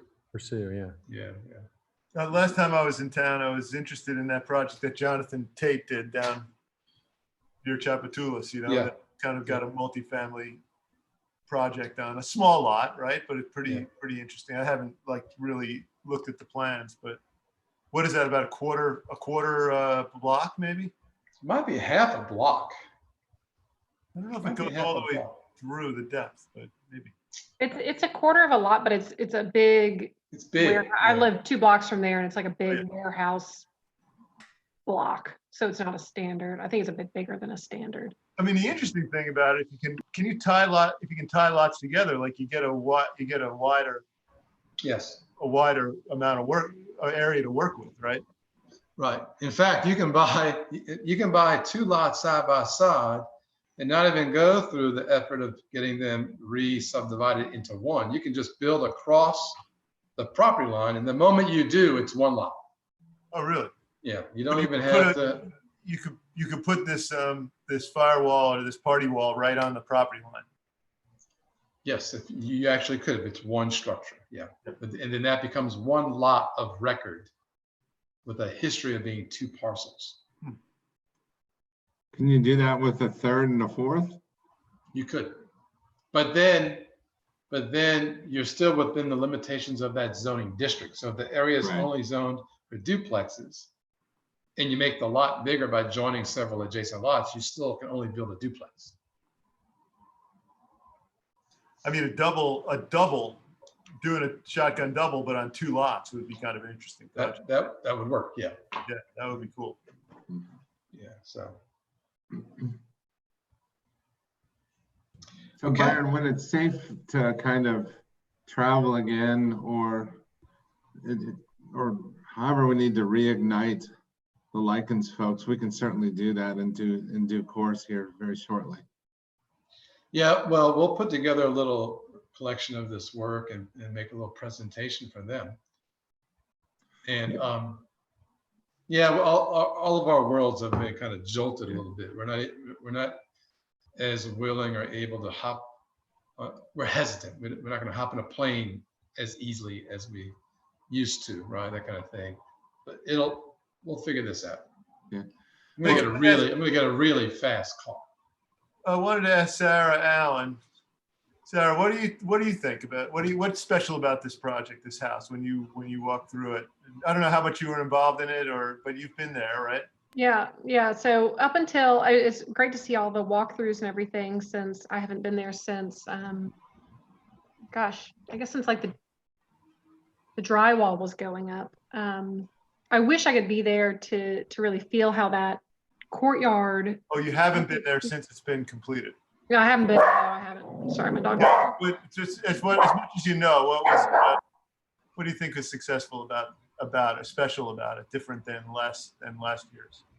I think that truly, I think the front porch and the entry sequence is really successful.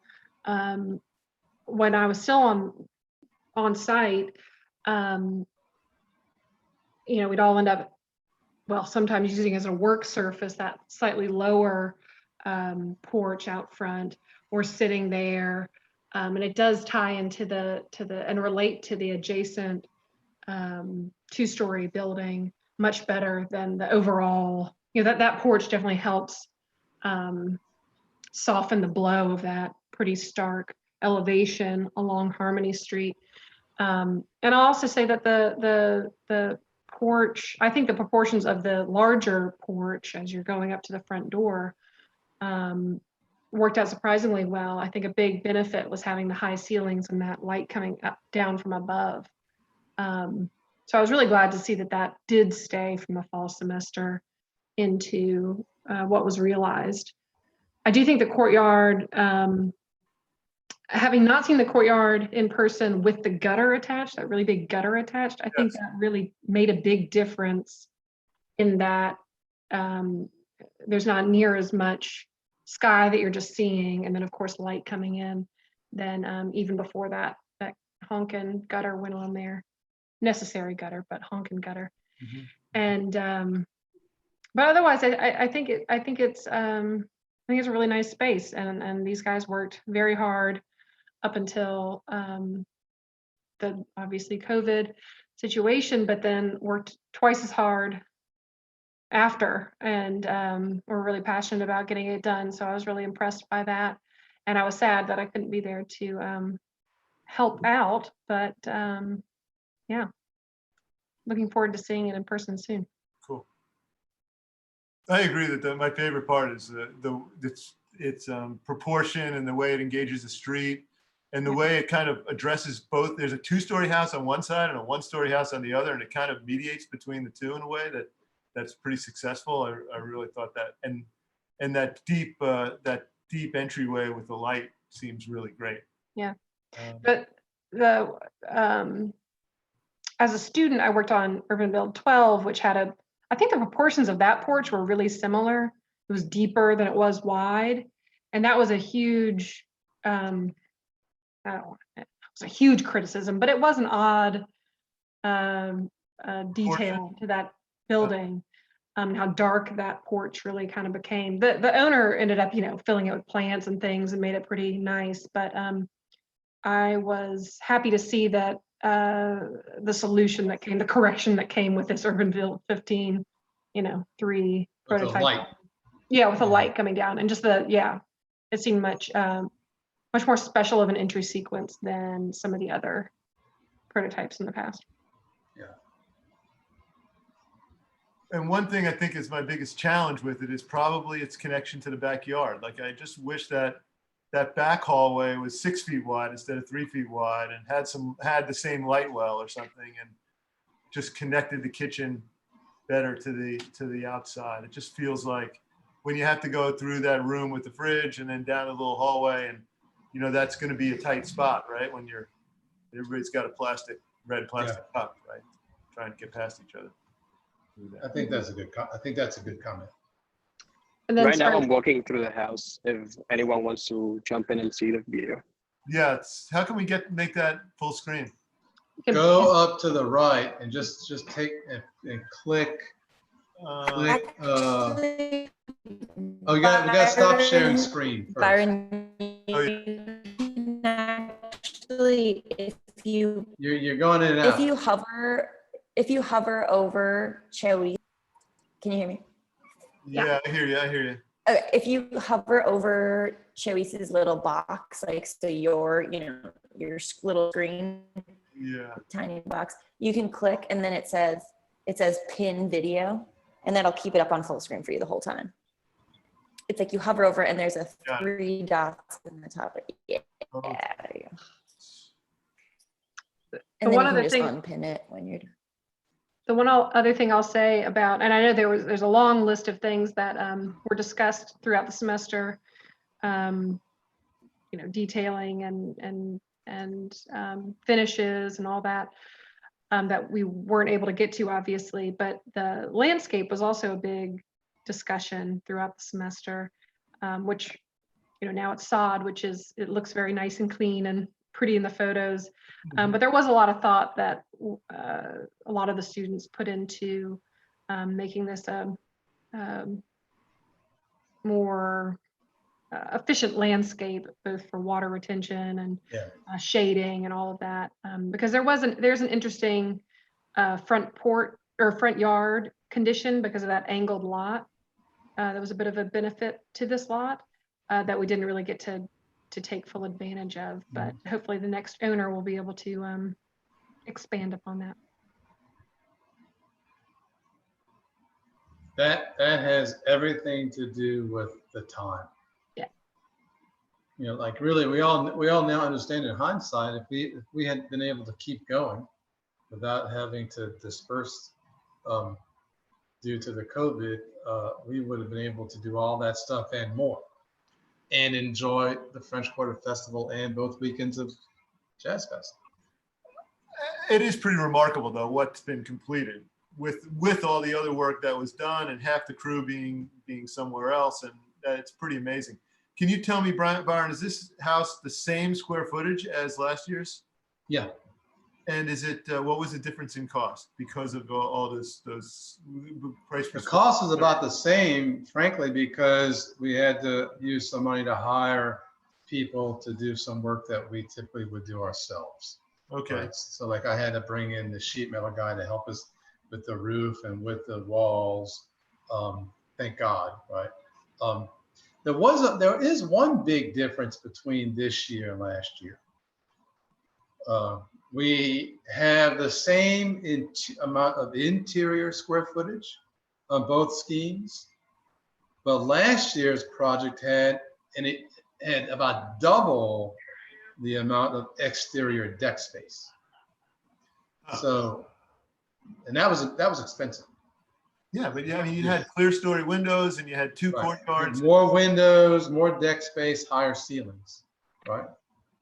So, but the students. That's really important to note, Byron. Like this idea of it's a year later, it's the same price, you know, just with that, you know, with inflation and circumstances and all that. I think that's a huge home run because, you know, to me, like just the idea of affordability means equity. And I think that's really important. And especially given the clientele that the program is seeking. Yeah. And that's super cool. That you buried the lead there, man. Like, yeah, it worked out. It worked out, which is great. All right. Closing comments, Nick. You got anything you want to say as a wrap up, or have you said it all? I think I've said it all. If I think of something before we shut down, I'll pop in. Raphael. Actually, I do want to say one thing. Oh, I knew it. I think you're going into that space that Todd was complaining about. Can you turn around? Yeah. The frizz, the mud room. I just want to go on record to say that right there is my favorite design feature of the entire house. What's that? The room refrigerator? That the refrigerator is going into a pantry that's connected to the backyard is by far and away the best luxury that you could put into a house of this type. I totally agree. I mean, totally agree. You can put all the food you want in there. That's a little small, but you can put all the food in the pantry you want in there. You can have 2 refrigerators if you want, a freezer. Grab your food, go outside and hit your grill. Like that space right there. And even back up. And the fridge could be almond green. Don't fall off the deck. The other thing I want to say is the composition of the rear. The composition of the rear facade, especially when the sun and the shadow of the tree is on it, is my favorite face. Like I knew he had something to say. Earlier he was outside and the shadow of that tree was on that yellow wall, and that was like making it. Now you see that outlet dead center under the window? I swear, I'm gonna hunt you down. I'm not gonna show that anymore. Hey, great work. Again, I look forward to, if I getting a chance to go back when some of the trim is done and the cabinets are up before the thing gets sold, and touring the executive director through here and making sure that that she understands with Byron and Louie, who's in charge of construction, that this house has the most potential to be one that we try to put on as many lots as we possibly can. Mm-hmm. So great work. Fantastic work. Congratulations to the team. I think the students have demonstrated a real grasp of their project. They made this house their own. Their comments today, a grasp of knowledge, understanding it, being able to explain. It's a phenomenal. I love it. Great job. Thank you. Thank you. Todd, Robert, anything?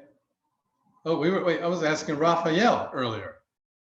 It's always hard to shut Raphael up. Where is he? He's on my screen. Wave, Raphael. Wave. I see him. Okay.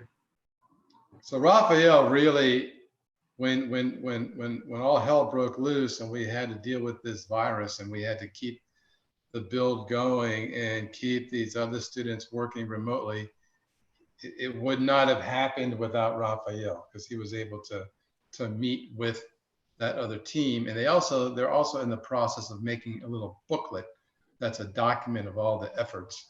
And so he's been working with them on that stuff. And there's no way I could have done both. Right. So he really made that happen. Yeah, I had to become good in using Zoom. It was the first time. Yeah, you did a good job. Yeah, I because it's the first time, then there is not much comparison to do, right? It was a first experience to me. So the only closest thing I can compare with is when I designed and built a net zero energy house in Finland. And I find it amazing that, I think I mentioned that before, it was much harder to build this house than to build a net zero energy house in Europe because of all the restraints. Then you have to try harder, and the only way you can make it happen is just like putting a lot of work. So that's worth mentioning, I think. The project you did in Finland, weren't many of those panels prefabricated? And yeah, so that's the thing. We had at our disposal the whole timber industry of Northern Europe. So that's not a small production capacity. We still had to design and figure out all the detailings, but most of the stuff was coming to size and it was really precise, easy to assemble. Mm-hmm. And you said that was a very inexpensive house. Ah, yeah, just €1 million. 700 square feet. Yeah. Todd and Robert.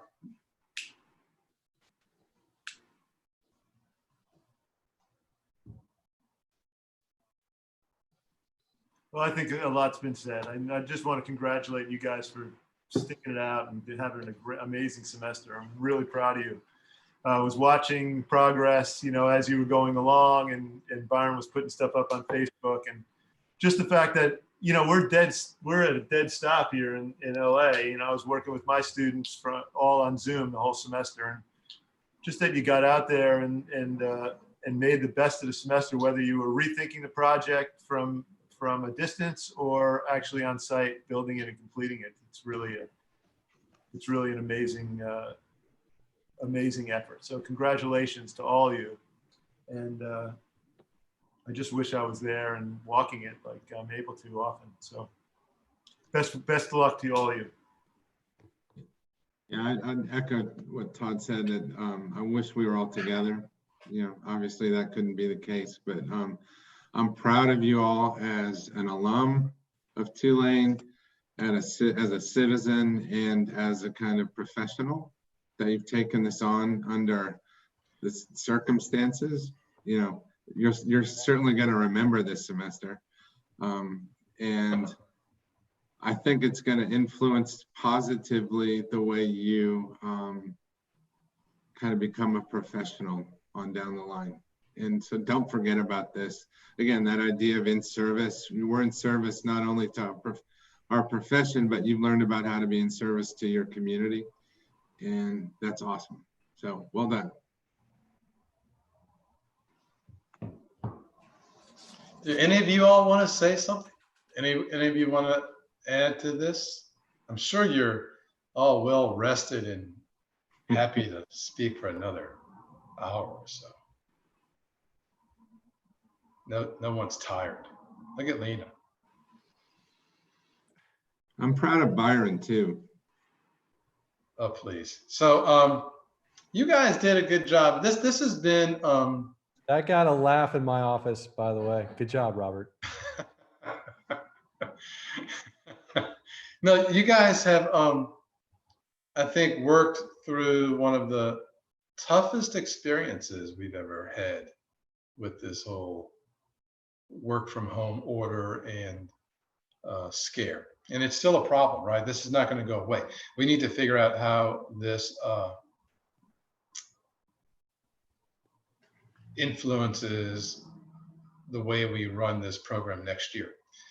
I'm also interested in the possibility of challenging the UrbanBuild schedule, where, so here we are, we've built this scheme, we've initiated this correction assignment, where maybe next semester, instead of starting from scratch, we start with this assignment of correction and really get ahead on the development of scheme UrbanBuild 16 and maybe even get permitted sooner and maybe even break ground sooner, so that in the spring, so that by the time we get to the winter break, we have the site work done. And so at the beginning of the spring term, we might start framing. And that may give us time to take, to develop some components or test some other methods and strategies. What I'm saying is we may have discovered a positive outcome due to this setback.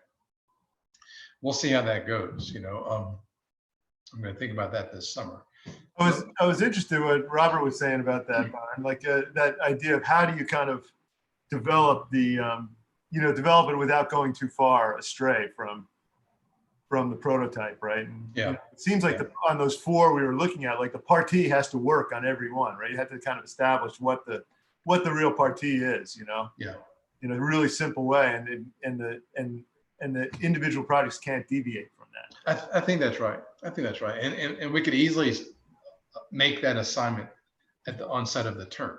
You know, typically they begin by doing a little research and looking at other things, analyzing past projects and taking some time and warming up to get moving. And we may just jump in.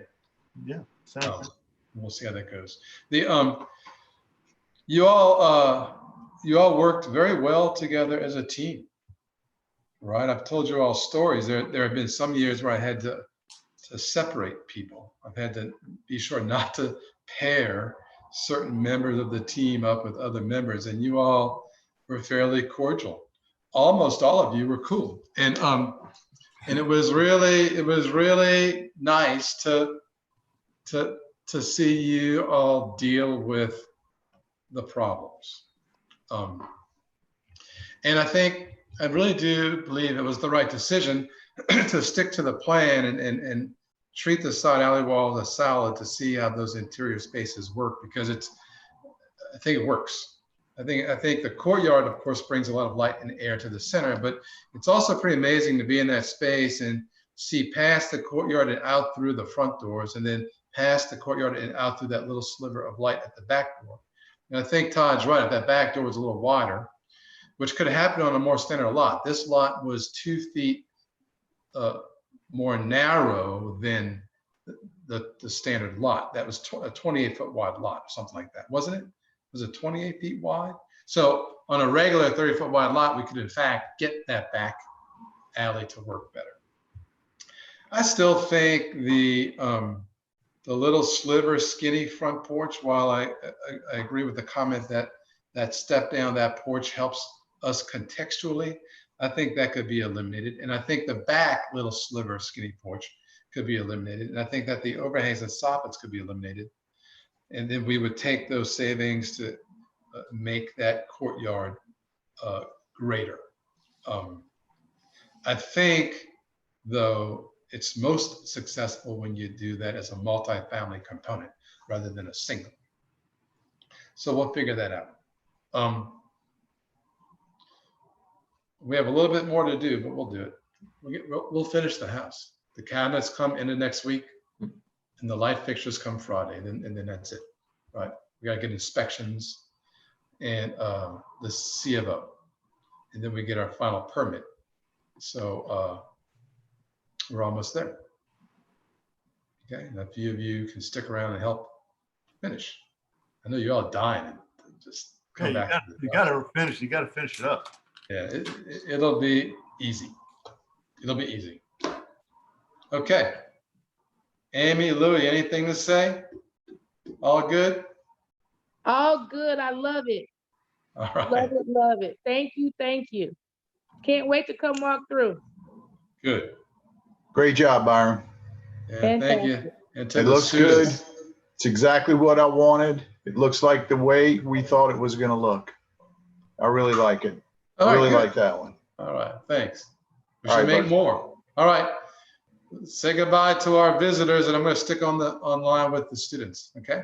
See you guys. Thanks. Thank you. Well done, Yeah. guys. Bye. Bye. Bye. Thank you all. Thank you. Thank you. All right. That was good. That was good. It's not as good as when we're all in the space together. It just isn't, but it was as good as it could be. And then all the comments about the correction prototypes, take all that with a grain of salt, right? They understand what you all were up against. I think the schemes are good. I think the house is great. And our job is at the end of each project.